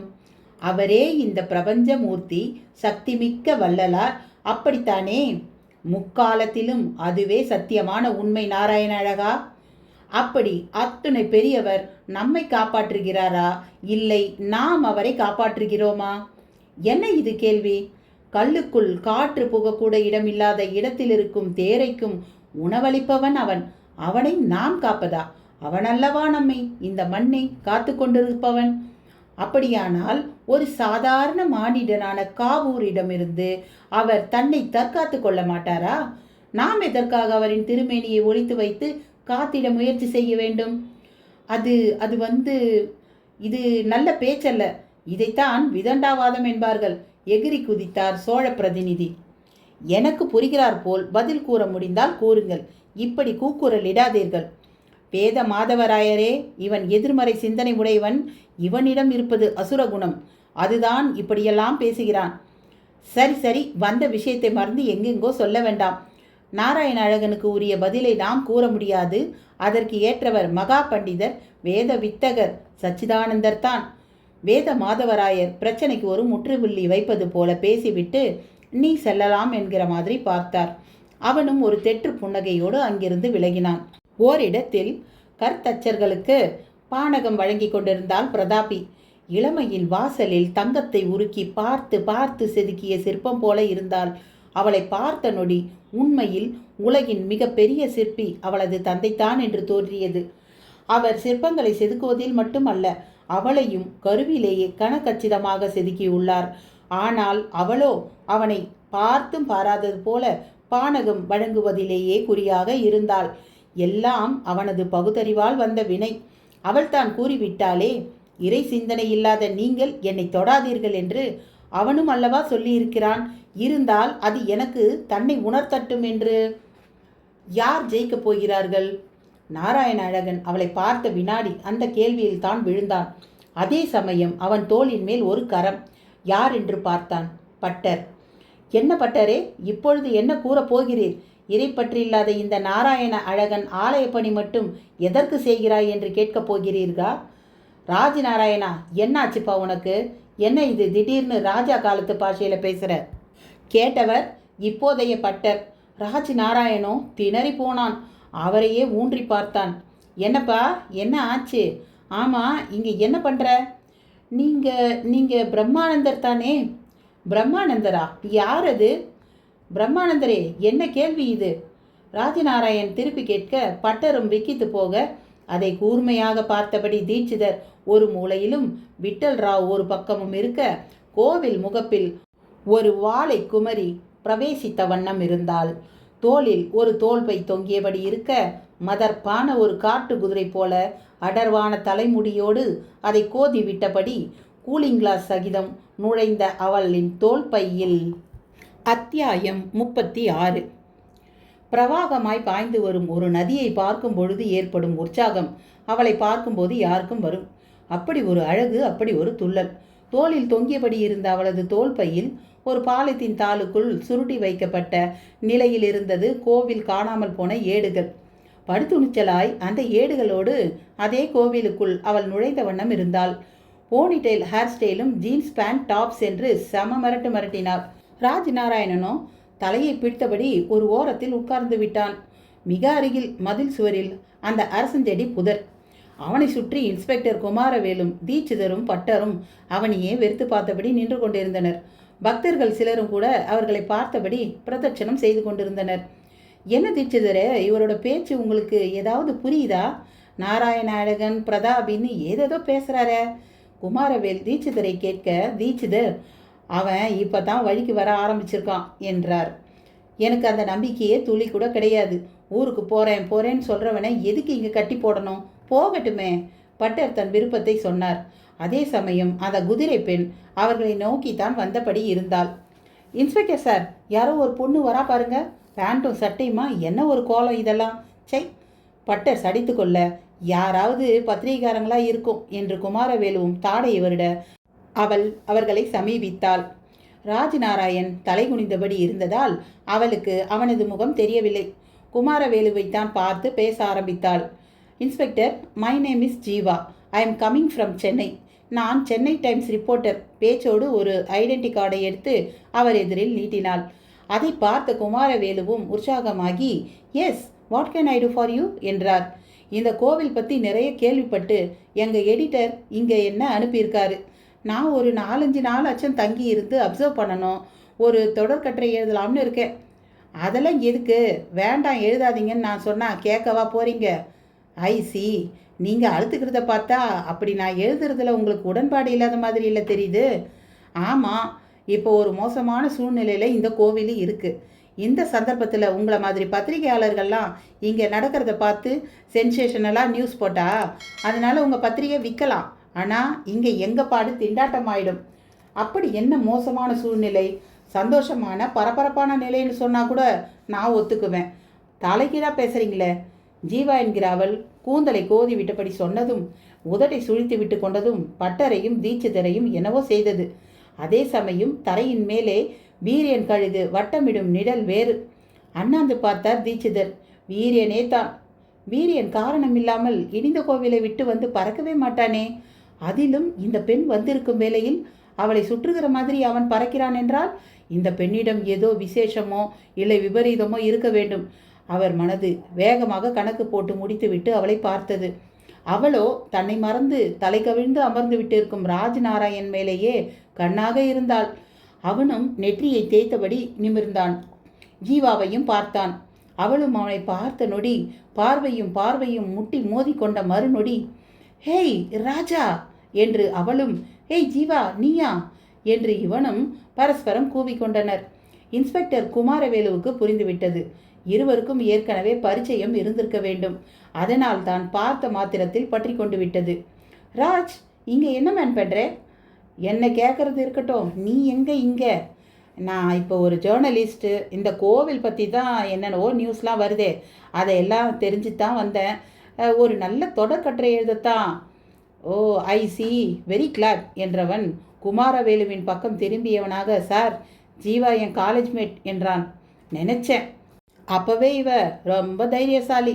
துப்பாக்கி சூடு, கராத்தே சண்டை இதெல்லாம் செய்வா. அது இருக்கட்டும், மென்டலி இப்போ நீங்கள் எப்படி ஃபீல் பண்ணுறீங்க ராஜ்? எனக்கு என்ன, ஐ ஃபீல் ஓகே. இல்லை, கொஞ்சம் முந்தி தான் சம்மந்தம் இல்லாமல் ஏதேதோ பேசுனீங்களே, அதான் கேட்டேன். அப்படியா? நானா சம்மந்தம் இல்லாமல் பேசினேனா? ஓ, அது கூட இப்போ உங்களுக்கு ஞாபகத்தில் இல்லையா? இல்லை இன்ஸ்பெக்டர், பட் இந்த கோவிலுக்கு வந்தாலும் சரி, அந்த இடிஞ்ச கோவிலுக்குள்ளார போனாலும் சரி, எனக்கு என்னவோ ஆயிடுது. என்னவோ ஆயிடுதுன்னா எனக்கு சொல்ல தெரியலை. நீ ஒன்றும் சொல்ல வேண்டாம். இப்போ ஊருக்கு போக போறியா இல்லையா? அதுக்கு முதல்ல பதிலை சொல். பட்டர் தான் கத்தரித்தார். அது என்ன? அது தெளிவாக ஒரு முடிவை சொல்லு. ஏன்னா நீ எங்களை குழப்புக்கு ஒரு அளவே இல்லாமல் போயிடுத்து. போகிறேங்கிற, போகலைங்கிற, அப்புறம் போகிறேங்கிற. என்ன ராஜ், நீ இந்த ஊர் இல்லையா? ஊருக்கு போக போறியா? ஜீவா தன் வேகமான கேள்விகளை இருவரிடையே சொருகினாள். ஆமாம் ஜீவா, நான் இப்போ யூஎஸில் இருக்கேன். ஜஸ்ட் ஒரு 3 months லீவில் இந்தியா வந்தேன். இங்கே இந்த கிராமத்தில் தான் என் அத்தை இருக்காங்க. சரி, அவங்களையும் பார்ப்போமேன்னு வந்தேன். வந்து ஆச்சு 10 நாள். ஆனால் இந்த 10 நாளில் தான் இங்கே என்னென்னவோ சம்பவங்கள் தெரியுமா? நினச்சா தலையே சுற்றுது. ஓ, நான் கேள்விப்பட்ட அந்த அமெரிக்க ராஜ்நாராயண் நீதானா? நீதான் அந்த மரகத நடராஜரை கண்டுபிடிச்ச கொலம்பஸா? பொடலங்கா, நான் எதையும் கண்டுபிடிக்கல. ஆனால் கண்டுபிடிச்சதா சொல்லி இவங்களும் உன்னை போல பத்திரிகைக்காரங்களும் படுத்துகிற பாடு இருக்கே. ராஜ்நாராயண் சலித்து கொள்ள வயதான வேடத்தில் இருக்கும் விட்டல் ராவ் அவன் பேச்சை கேட்டபடியே பிரதட்சணத்தில் இருந்தான். அவனுக்கு ஜீவாவின் மேல் சந்தேகம். ரமணி சாஸ்திரி அனுப்பிய ராட்சசி இவளா, இல்லை இவள் வேறு யாரோவா? கேள்வியோடு சிவ சிவ சிவ சிவ என்று குமாரவேலு தன்னை சந்தேகித்து விடாதபடி அவனது பிரதட்சணம் தொடர, ரொம்ப சந்தோஷம் ராஜ், நீ தான் எனக்கு வேணும். உன்னை பார்க்கறதுக்கு தான் எனக்கு ரொம்ப முக்கியமான அசைன்மெண்ட்டும் கூட. தயவு செய்து ஊருக்கு போகிறேன்னு கிளம்பி போயிடாத. நான் இப்போ தான் வந்திருக்கேன், கொஞ்சம் கம்பெனி கூட என்றாள். ஆமாம் மிஸ்டர் ராஜ்நாராயண், உங்களுக்கு இனி போர் அடிக்காது. அதான் உங்கள் ஃப்ரெண்டு வந்துட்டாங்களே, இந்த ஊருக்கு போகிற ஆசையை கொஞ்சம் தள்ளி வைங்க. அதுக்குள்ளார அந்த 5X பார்ட்டிகளை பற்றி ஏதாவது குழு எங்களுக்கு கிடைக்காமல போயிடும். குமாரவேலுவும் வழிமொழிந்தார். 5X பார்ட்டிகளா? அது யார் சார்? ஜீவா உடனே கூர்மையானாள். நோ, ஒரு ஜேர்னலிஸ்டானவங்க கிட்ட நான் அதை பற்றியெல்லாம் பேசக்கூடாது, பேசவும் மாட்டேன். வேண்டாம் வேண்டாம், எனக்கு இங்கே அக்காமடேஷன் பண்ணி தரலாமே. சாரி, நீங்கள் ஒன்றும் எங்கள் ஆத்தரைஸ்டு டிபார்ட்மெண்ட் பர்சன் கிடையாது. என்னால் உங்களுக்கு எந்த உதவியும் செய்யவும் முடியாது. அதான் உங்களுக்கு ராஜ்நாராயண் கிடச்சிட்டார் இல்லையா? அடா ஆமாம்ல ராஜ், நானும் உன் கூடவே தங்கிக்கிறேனே. வாட், நீ என் கூடவா? நானே என் அத்தை வீட்டில் தான்மா தங்கியிருக்கேன். அதனால் என்ன, ஒரு பேயிங் கெஸ்ட்டாக நான் தங்க உன் அத்தை வீட்டில் பர்மிட் பண்ண மாட்டாங்களா என்ன? அவள் கேள்வி தொடர்ந்து அவன் பார்வை பட்டர் மேல் தான் சென்றது. தீட்சிதர் மட்டும் அவள் பேசுவதை கூர்மையாக கவனித்தபடி இருந்தார். வீரியனும் வானத்தில் வட்டமிட்டபடி இருந்தது. செல்போனில் வைப்ரேஷன் சவுண்டில் இடுப்பு பக்கத்தில் மெல்லிய கூச்சமெடுக்கவும் ஒரு தூண் பின் ஒதுங்கி கையில் எடுத்தான் விட்டல் ராவ். விட்டல், நான் ரமணி சாஸ்திரி. பேசுங்க பேசுங்க, உனக்கு ஒன்றும் ப்ராப்ளம் இல்லையே? என்ன விஷயம்? ஜீவான்னு ஒருத்தி பார்க்க அந்த நாள் சில்க் மாதிரி இருப்பா, இந்த நிமிஷம் அங்கே வந்திருப்பா பாரு. அந்த jeans pant, tops, ponytail, hair style கரெக்டா? பார்த்துட்டியா? பயங்கரமான ஆளாக இருப்பா போல இருக்கே. டைரெக்டாக அந்த ராஜ் நாராயணையே பிடிச்சிட்டா. கூடவே போலீஸ் இன்ஸ்பெக்டர் குமாரவேல், அவர்கிட்டயே தங்க இடமும் கேட்குறா. அவள் பின்லேடன் கிட்ட பேசிக்கிட்டே ஜார்ஜ் புஷ்கிட்டையும் கை குலுக்க தெரிஞ்சவ. நம்ம கூட்டத்தோட ஒரு அசாதாரண யோகனையும் கூட. அவள் கேட்குற உதவிகள் எல்லாம் செஞ்சு கொடு. நிச்சயமா? ஆமாம், பூட்டை திறக்க ஆள் அனுப்புறதா சொல்லியிருந்தியே. ஒரு சின்ன திருத்தம் அதில். அந்த வேலையை செய்ய போகிறதும் ஜீவா தான். ஆச்சரியமாக இருக்கே, இவளுக்கு என்னெல்லாம் தான் தெரியும். பார்த்துக்கிட்டே இரு, மரகதலிங்கபுரத்தையே பிளாட் போட்டு விற்றுட்டு தான் ஊரை விட்டே கிளம்புவா. ஓ, அவ்வளவு பயங்கரமான பார்ட்டியா அவ? ஆமாம், அவகிட்ட தான் இருக்குது ஏடு. அது இனி உங்களுக்கு வழிகாட்டும். அதே சமயம் அந்த ராஜ்நாராயணை அவள் எப்படி காலி பண்ண போகிறானும் பாரு. அவன் காலி ஆகணும், இல்லாட்டி இங்கே எங்களால் ஒரு ஸ்டெப்பு முன்னேற முடியாது. இப்போ கூட ஒரு மதில் சுவர்கிட்ட போய் நிற்கிறான், அங்கே ஏதோ விஷயம் இருக்கணும். அதையெல்லாம் இனி ஜீவா பார்த்துப்பா. அவளை ஒரு சரியான சமயத்தில் உன் ரகசிய இடத்துக்கு கூட்டிக்கிட்டு போயிடு. நிச்சயமா, அதிகபட்சம் ஒரே வாரம் எல்லா வேலையும் முடிஞ்சிடணும், சரியா? அதை நான் எப்படி சார் சொல்ல முடியும்? அந்த ராஜ்நாராயணன் ஒழியணுமே. ஒழிவான் கூடவே இருந்து ஜீவா எப்படி ஒழிக்கிறான்னு பாரு. ரமணி சாஸ்திரி முடித்து கொள்ள விட்டல் ராவும் தூணை விட்டு வெளியில் வந்தான். மதில் சுவர் அருகே அவர்கள் நிற்கிறார்களா என்று பார்த்தான். இல்லை.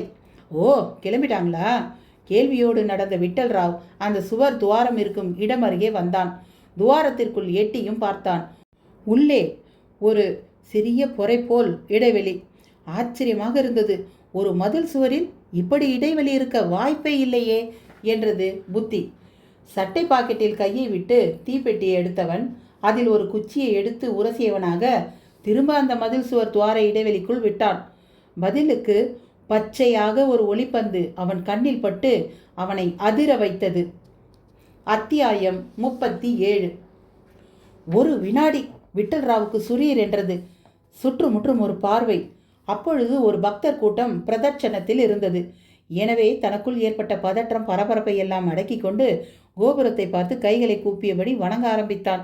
அந்த கூட்டம் தாண்டி செல்லவும் திரும்பவும் ஒரு தீக்குச்சியை உரசி உள்ளே சுடரை காட்டி ஆழமாக பார்த்தான். ஒரு லிங்கத்தின் தலைபாகம் போல் ஒன்று தெரிந்தது. க்ஷணத்தில் குபீர் என்று வியர்த்தது. சட்டென்று கைகளை உதறிவிட்டு உள்ளே தொட்டு வரடி பார்க்க முனைந்தபோது அது ஒரு 2 அடி உயர சிவலிங்கம் என்பது புரிந்து போயிற்று. மதில் சுவரில் கல் வரிசையில் ஒரு சில கற்களுக்கு பதிலாக சிவலிங்கம். வாவ்! அந்த நாளில் இப்படி கூட ஒளித்து வைப்பார்களா? அருகிலேயே கல்வெட்டு பாடல் இருந்து அதுவும் கண்ணில் பட்டது. உள்ளுக்குள் இருப்பது உள்ளே இருப்பது என்று கண்ணில் பட்ட அந்த வரிகள் இவனுக்கு சுலபமாக புரிந்தது. நம் மனதுக்குள் இருக்கும் கோவிலில் குடிக்கொண்டுள்ள அந்த பரமேஸ்வரனே இங்கேயும் சுவருக்குள் இருக்கிறான். அத்துடன் அதை சுலபமாக தொட்டு தூக்கி மார்பு மின்னால் பிடித்து கொள்ளவும் என்று அதன் பொருளை கச்சிதமாக ஊகித்தவன் உற்சாகமாக கையை சொடக்கிவிட்டு கொண்டான். அவனுக்கு அந்த க்ஷணமே ஏன் அங்கே ராஜ்நாராயண் வந்து நின்றான் என்பதும் புரிந்துவிட்டது. அப்பா ராஜ்நாராயணா, நீ பெரிய யமண்டா என்று உள்ளுக்குள் ஒரு கூவல் கூவியவன் உடனடியாக அதை வெளியே எடுத்துக்கொண்டு ஓட முடியுமா என்று பார்த்தான். அவ்வப்போது பிரதட்சணம் வரும் பக்தர் கூட்டம் அவனை தடுத்து தடுத்து நிறுத்தியது. ஒரு கட்டத்தில் ஆவேசமாக கையை விட்டு சிவலிங்கத்தை அப்படியே மேலே தூக்க பார்த்தான். ஆனால் அதன் அடிப்பாகமாக ஆவுடையார் தரையோடு தரையாக ஒட்டி கொண்டிருக்கிற மாதிரியோ இல்லை எதாலேயோ ஒட்ட வைக்கப்பட்டது போலவோ தான் தோன்றியது. சுவரை சுற்றிலும் முழுமையாக இடித்தால் ஒரு சதுர கல்லுக்கு பதிலாக அது இருக்க வேண்டிய இடத்தில் லிங்கம் இருக்கும் என்றும் மனது ஒரு கணக்கு போட்டது. அடுத்து என்ன செய்வது? படுவேகமாக யோசித்தவன் அங்கிருந்து நகர்ந்தான். ஒரு இடத்தில் சிறிதாக முருகன் சன்னதி இருந்து மறித்தது. அதன் பக்கவாட்டில் யாருமே இல்லை.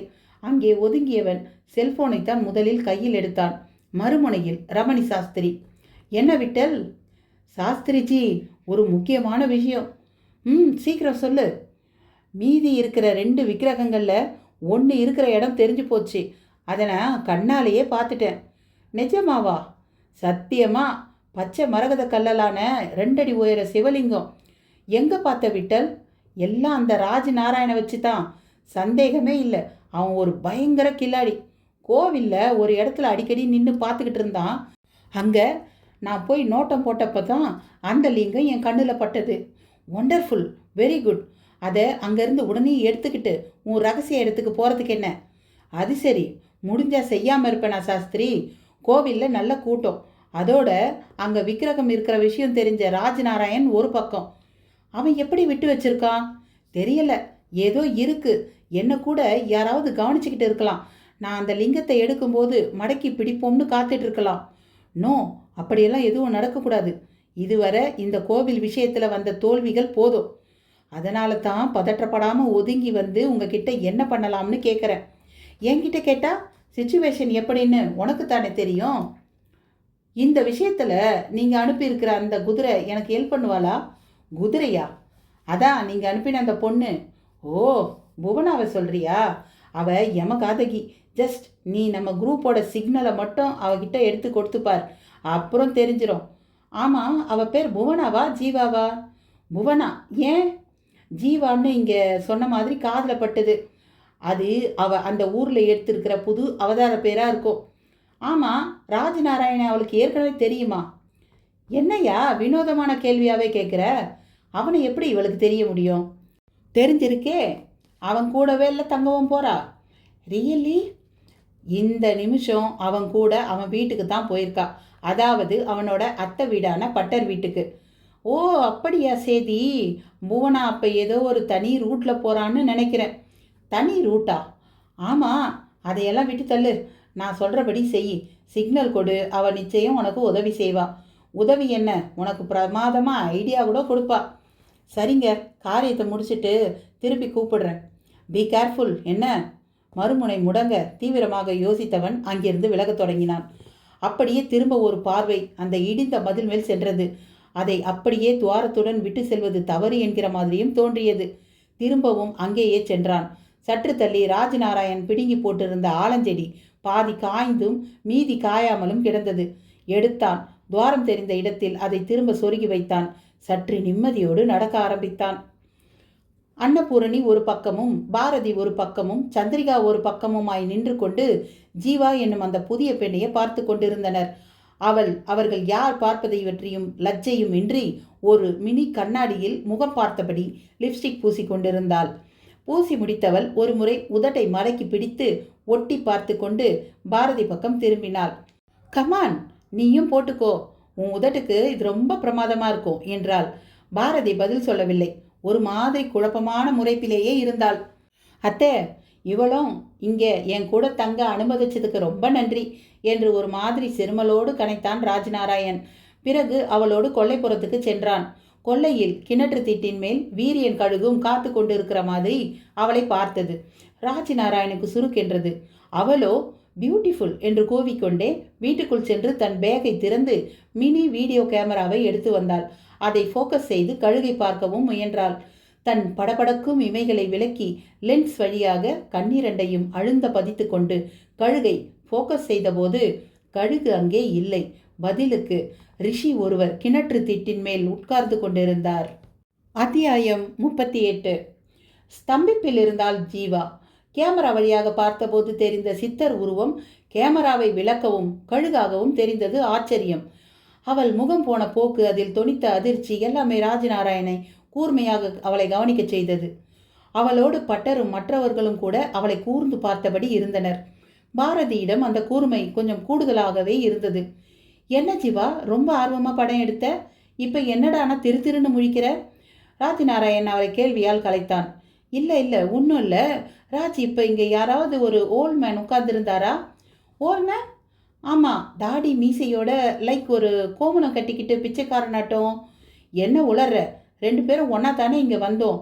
இதோ சுற்றிலாம் எவ்வளவு பேர் இருக்காங்க. அப்படி இருக்க பிச்சைக்காரன் மாதிரி ஒருத்தன் எப்படி வர முடியும்?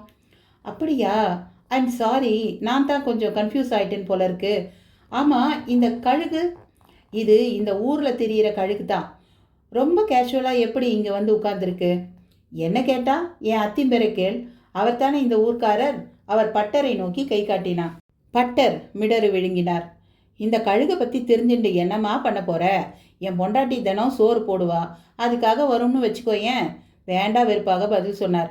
கழுகு காக்கா மாதிரி சோறு சாப்பிடுமா? என்ன அங்கிள், இது சைவ கழுகுமா? ராஜநாராயண் சொல்லிவிட்டு வேகமாக சிரித்தான். ஆனால் அவளால் சிரிக்க முடியவில்லை. காமிரா வழியாக பார்த்தபோது தெரிந்த சித்தர் முகம் அவளுக்குள் ஆழமாக பதிந்து விட்டு இருந்தது. பாரதி பார்த்து கொண்டே நின்றாள். சந்திரிகா அதை கவனித்தவளாக அவள் காதை கடிக்க ஆரம்பித்தாள். என்னக்கா, அத்தான் ரூட்டு மாறுறாருன்னு தெரியுதா? பாய மூடுடி. ஜாக்கிரதை, நீ இப்படியே சிடுசிடுன்னு இருந்த அவள் கொத்திண்டு போயிடுவா. உன்னை விட சேப்பா தலன்னு வேற இருக்கா. தசு புசுன்னு இங்கிலீஷும் பேசுகிறா. இப்போ நீ வாயை மூட மாட்ட? என்ன பண்ண போற? இங்கேயே நின்னுண்டு அவள் பேசுகிறத ஒட்டு கேட்க போறியா? சந்திரிகா பதிலுக்கு பதில் என்று பாரதியை புரட்டி எடுக்க உள்ளே அன்னபூரணியும் பட்டரிடம் கசிந்து கொண்டிருந்தாள். ஏன்னா இப்படி எவ்வளோ ஒருத்தியை கூட்டின்னு வந்திருக்கானே, எத்தனை நாளைக்கு இருக்க போகிறாளாம்? யாருக்கு தெரியும். ஊருக்கு போகிறேன்னு சொன்னவனை தீட்சிதரும் இன்ஸ்பெக்டரும் மடக்கி தடுத்துப்பிட்டா. நானும் இவன் தங்க மாட்டான், ஓடிடுவான்னு நினச்சேன். ஆனால் போன மச்சான் திரும்பி வந்தான் பூமணத்தோடங்கிற மாதிரி இந்த குட்டியை வேற கூட்டின்னு வந்து நிற்கிறான். எனக்கு என்னமோ அவளை பார்த்தா நல்ல பொண்ணு மாதிரியே தெரியலை. பொம்மநாட்டி எங்கேயாவது பேண்ட் போடுவாளோ? அடி போடி பைத்தியம், அதையாவது அவள் போட்டுன்னு இருக்காளேன்னு நான் நினைக்கிறேன். நீ என்னன்னா? சரி, இவளுக்கு சாப்பாடு நம்ம ஆற்றுல தானா? வேற வழி? இந்த கிராமத்தில் ஓட்டலாக இருக்கு, போய் சாப்பிட்டுக்கோன்னு சொல்ல. என் தலை எழுத்து. மகராஜன் எந்த வேலையில் ஊருக்குள்ளார காலடி எடுத்து வச்சானோ மடேரென்று அன்னபூர்ணி மார்பில் அறைந்து கொண்டு விலக பட்டரும் கழுத்தை வளைத்து தோட்டத்து புறம் பார்த்தபோது மதில் சுவர் மேல் உட்கார்ந்து கொண்டிருந்தது வீரியன். கோவிலிருந்து இந்த பொண்ணை இது தொடர்ந்துட்டு வருதே, ஏதாவது காரணம் இருக்குமோ? மனதுக்குள் கேள்வி கேட்டுக்கொண்டு ஒரு சில வினாடி கண்களை மூடிக்கொண்டு யோசித்தவர் திரும்ப மதில் சுவர் வீரியனை பார்த்தபோது பகீரென்றது. சுவர் மேல் காலாட்டியபடி கோமணத்துடன் அந்த சித்தர், ஜீவா வர்ணித்த அதே உடை உருவ அமைப்பில். பட்டருக்கு க்ஷணத்தில் திக்கி திணறியது. ஆ, அண்ணோ அண்ணோ, செத்த இங்க வா, ஓடி வா, வந்து பாரு. திக்கி திணறி மனைவியை அழைத்தார். அவளும் ஓடி வந்து பார்த்தாள். சரியாக அந்த நொடி அந்த கழுகு சரையல் என்று வானம் எழும்பி பறந்தது. பட்டர் வரையில் சித்தரே ஆகாயத்தில் எழும்புகிற மாதிரி தான் இருந்தது. என்னன்னா, வீரியன் பறக்கிறத பார்க்கவா கூப்பிட்டேள்? இல்லை அண்ணோ, இல்லை, அது வீரியன் இல்லை, அது அது சித்தர். சித்தர்? சித்தரா? என்ன சொல்கிறேன்? ஐயோ, உன் கண்ணுக்கு தெரியலையா? கழுகன்னா தெரிஞ்சது. அப்படியா? என் கண்ணுக்கு அந்த சித்தர் தெரிஞ்சாரே, அந்த பொண்ணு கூட கேட்டாளே. அப்படியா? ஆமாம் அண்ணோ, வீரியன் கழுகில்லடி, அது சித்தர். அந்த இடிஞ்ச கோவிலில் ஒரு சித்தர் சமாதி ஆயிட்டதா சொல்வாளே, அந்த சித்தர். இப்போ தான் தெரியறது, அவர் தான் கழுகா இருக்கார். எப்படின்னா இது சாத்தியம்? சாத்தியம் இல்லாமலா ஒரு கழுகு மனுஷனானது? என் கண்ணுலையும் பட்டது. பட்டர் உடம்பு பரவசத்தில் நடுங்கியது. கொல்லையில் கிட்டத்தட்ட ராஜ் நாராயணும் ஜீவா என்கிற அந்த நாகரீக குதிரை பெண்ணிடம் ஒருவித பரவசத்துடன் தான் பேசிக்கொண்டிருந்தான். இங்க வந்ததுல இருந்து நடக்கிற ஒரு விஷயம் கூட நம்பும்படியாவே இல்லை ஜீவா. நீ கேட்டா நான் உன் காதுல பூ சுத்துறதாவே நினைப்பேன். எனக்கும் சமயங்களில் ஏன் இங்கே வந்தோம்னு இருக்கு. நம்ம பேரண்ட்ஸ் அடிக்கடி எல்லாம் தலையெழுத்து எல்லாம் தலையெழுத்துன்னு சொல்லுவாங்க. நீ கூட கேள்விப்பட்டிருப்ப. அதுக்கு என்ன, அது உண்மையாக இருக்குமோன்னு நான் நினைக்க ஆரம்பிச்சிட்டேன்னா பார்த்துக்கோயேன். ஒரு பொய்யை 10 பேர் ஒத்துக்கிட்டு ஃபாலோ பண்ணினா அதுவும் உண்மையாயிடும். இது ஒரு தியரி, படிச்சிருப்பியே. ம் சொல்லு. அப்படித்தான் நீ சொல்கிறதும் இருக்குது. தொடர்ச்சியாக நம்ப முடியாத விஷயங்கள் சில சமயங்களில் நடக்கிறது உண்டு. அப்போ நம்ம புத்தியே ஒருவித மயக்கத்துக்கும் தயக்கத்துக்கும் உள்ளாகி சுற்றி நடக்கிறதுல இருக்கிற சயின்ஸை பார்க்காம அமானுஷ்யமாக அதை நினைக்க ஆரம்பிச்சிடும். அப்படிங்கிறியா? வேற என்ன சொல்ல? சரி, ரீஇன்கார்னேஷன் பற்றி நீ என்ன நினைக்கிற? இருக்கிற குழப்பத்தில் அது வேறையா? ஆமாம், இந்த கோவிலுக்கும் இடிஞ்ச கோவிலுக்கும் போனாலே நான் ஒரு சிற்பி ஆயிடுறேன் தெரியுமா? You mean? என்னத்த சொல்ல, என் பேர் நாராயண அழகன்னு மாறிடுது. சினிமா ஃப்ளாஷ்பேக் மாதிரி பழைய காலம் அப்படியே பிக்சர் ஆகுது. ஆனால் அதுலேயும் ஒரு ஆறுதலான விஷயம் ஒன்று இருக்குது. என்ன அது? அப்போவும் நான் சாமி இல்லைன்னு சயின்ஸு பேசுகிறேன். அப்படின்னா டெஃபினட்டாக உனக்கு மென்டலாக ஏதோ problem. You mean? Rudran, Palanivel, Meera ஹேலன்னு சைக்கியாட்ரிஸ்ட்டை போய் பார். இது கஷ்டமான ஒரு இங்கிலீஷ் பேரில் ஃபோபியா லிஸ்ட்டில் தான் வைப்பாங்க. நானும் அப்படித்தான் நினச்சேன். விட்டால் போதும்னு ஓட விரும்பினேன். ஆனால் யாரோ ஒரு எக்ஸ் குரூப்பாம், அவங்க டார்கெட்டில் இந்த கோவில் இருக்கான். பர்டிகுலராக நான் இருக்கேனா. ஆகையால் அந்த இன்ஸ்பெக்டர் குமாரவேல் இங்கேயே இருன்னு ஸ்டாப் பண்ணிட்டார். பத்தாக்குறைக்கு நீ வேற வந்துட்ட. ராஜ்நாராயண் குரலில் வருத்தம் இழையோடியது. அந்த பதில் ஜீவாவையும் யோசிக்க வைத்திருந்தது. அவள் முகத்தில் தீவிர சிந்தனை. என்ன ஜீவா, என்ன யோசனை? ஒன்றுமில்லை. ஏய் கமான், என்னவோ பெருசாக திங்க் பண்ணுற நீ. எஸ், நான் உன்னை சில கேள்விகள் கேட்கலாமா? எப்படி, கேஷுவலாவா இல்லை ஒரு ஜேர்னலிஸ்டாக பேட்டி காண போறியா? 2 in 1. சரி கேளு. நிஜமாக சொல்லு, இந்த ஊருக்கு நீ உன் அத்தை பொண்ணை பார்க்கத்தான் வந்தியா? பார்க்க மட்டுமில்லை, கல்யாணமே பண்ணிக்க. அவளோட ஸ்டேட்ஸ் திரும்புறது தான் என் பிளான். அப்போ நீ கண்டுபிடிச்ச அந்த நடராஜர் சிலை? நான் எங்கே கண்டுபிடிச்சேன்? லவ் பண்ணும்போது கோவிலை மூடிட்டாங்க. இது தெரியாமல் 2 பேரும் ஜொல்லு விட்டுக்கிட்டு கோவிலையே இருந்தோம். அப்போ தான் இந்த விக்கிரகம் என் கண்ணில் பட்டது. அது எப்படி யார் கண்ணுலையும் படாதது உன் கண்ணில் மட்டும் படும்? நான்சென்ஸ். நான் கோவிலை விட்டு தப்பிக்க ஷார்ட் ரூட் தேடினேன். அப்போ பார்த்து நாய் வேற துரத்தவும் ஒரு இடத்துல போய் ஒளிஞ்சேன். அப்போ தான் கண்ணில் பட்டது. நிஜமாவா? என்ன நீ, உன்கிட்ட எதுக்கு நான் போய் சொல்லணும்? இல்லை, என் பத்திரிகை ஆசிரியருக்கு வந்த தகவல் படி நீ இந்த ஊரில் இருக்கிற சிலைகளை கடத்த வந்தவன்னும் ஒரு டாக் இருக்குது. அதான் அப்படி கேட்டேன். அட கொடுமையே. இதை பார் ஜீவா, என் சூட்கேஸ் திருட்டு போயிடுச்சு. அதில் தான் என் passport, green card, visa, dollars எல்லாமே இருக்குது. அது இல்லாமல் நான் பட்ட பாடு கொஞ்சம் நஞ்சம் இல்லை. சி, இப்படி அத்திவேர் வேஷ்டி கட்டுற ஆளா நான்? இப்போ அதுக்கு என்ன? கேளு. என் சூட்கேஸ் திருடு போயும் நான் டூப்ளிகேட் ரெடி பண்ண ஊருக்கு கிளம்பிட்டேன். என் அத்திவேர்கிட்ட கேவலமாக 200 ரூபா இருந்தால் கொடுன்னு கேட்க வந்தேன். $20,000 சம்பாதிக்கிறேன்னா 200 ரூபாய்க்கு கோவிலுக்கு வந்தேன். அப்போ தான் உன்னை பார்த்தேன். இப்போவும் சொல்கிறேன், என்னை வண்டி ஏற்றி விட்டுறேன்னு சொல்லு, ஓடி போயிடுவேன். போக முடியாமல் நான் இங்கேயே இருக்கிறத வச்சு கண்ணா பின்னான்னு கெஸ் பண்ண ஆரம்பிச்சிட்டிங்களா? அப்போ உன் சூட்கேஸ் கிடைச்சா நீ கிளம்பிடுவியா? ஒரு நொடி இங்கே இருக்க மாட்டேன். இதோ பார் ஜீவா, உன் பத்திரிகை ஆசிரியர்கிட்ட சொல்லு, நான் எதையும் தேடி வரல. நான் ஒரு அப்பாவி. ராஜ்நாராயண் நிஜமாலுமே நொந்து போய் பேசினான். கேட்டுக்கொண்டிருந்த பாரதிக்கோ அது என்னவோ செய்தது. எவ்வளவோ சொல்லியும் கேட்காமல் வாசல்புறம் திண்ணையில் போய் படுத்துக்கொண்டாள் ஜீவா. நானும் துணைக்கு என்று ராஜ்நாராயணம் போய் படுத்துக்கொண்டான். பாரதிக்கு பக் பக் என்றாகிவிட்டது. பஞ்சும் நெருப்பும் பற்றி கொண்டு விட்டால் தூக்கம் வராமல் புரண்டபடி இருந்தாள். அப்போது அந்த நிசப்தத்தில் செல்போன் ஒன்றின் சினங்கள். அத்தியாயம் 39. மெல்லிய செல்போனின் சினுங்கள் தூங்காமல் படுத்தபடி இருந்த பாரதியை உசுப்பியது. எங்கிருந்து வருகிறது? மெல்ல எழுந்திருந்தார். பட்டர் தூங்கிக் கொண்டிருந்தார். அவருக்கு சற்று தள்ளி அன்னபூரணியும் தூங்கிக் கொண்டிருந்தார். சந்திரிகா ஒரு மரவட்டை போல சுருண்டு கொண்டிருந்தாள். வாசல் கதவு தாழிடாதபடி ஒரு கழித்து சாத்தப்பட்டிருந்தது. மெல்ல எழுந்திருந்து கதவை நெருங்கும் போது செல்போன் அரவமும் முடிந்து போயிருந்தது. எட்டி பார்த்தாள் பாரதி. ஜீவா வெளியே சாலைக்கு போய் நின்றபடி யாருடனோ பேசிக்கொண்டிருந்தாள். அதை பார்த்த நொடி என்ன ஒரு தைரியம் என்று தான் தோன்றியது. அவள் பேசுவது பாரதி காதில் விழவில்லை. அவ்வளவு சன்னமான குரலில் பேசியபடி குறுக்கும் நெடுக்குமாய் நடந்து கொண்டிருந்தாள். இரவில் பிசாசுகள் இப்படித்தான் நடக்குமோ? பாரதி கூர்ந்து கவனித்தபடி இருட்டோடு இருட்டாக நிற்க வெளியில் பேச்சு தொடர்ந்து கொண்டிருந்தது. நல்ல வேலை, இப்போவாவது பேசுனீங்களே. செல்ல ஆஃப் பண்ணியே வச்சிருந்தா எப்படி? நீங்கள் பட்டர் வீட்டில் இருக்கிறது தெரிஞ்சு அந்த பக்கமாக ஒரு 4 தடவையாவது வந்திருப்பேன். அதே சமயம் என்னை போலீஸ் கவனிக்குதோன்னு கூட ஒரு பயம். விஷயத்துக்கு வா. இப்போ எதுக்கு கூப்பிட்ட? எதுக்கா கேட்டால் அசந்துடுவீங்க. அந்த ராஜ்நாராயண் சரியான யம. 2வது சில இருக்கிற இடத்த அவன் கண்டுபிடிச்சிட்டு கமுக்கமாக இருக்கான். அது தெரியுமா உங்களுக்கு? உளராத. ராஜா ஒரு அப்பாவி. எதையும் நான் கண்டுபிடிக்கலேங்கிறான். எந்த திருடனாவது நான் தான் திருடன்னு ஒத்துக்குவானா? என்னம்மா இது கேள்வி? இதை பார், நான் சொல்கிறத தான் நீ கேட்கணும். என்ன கன்ஃபியூஸ் பண்ணாத. அட என்னம்மா நீங்கள்?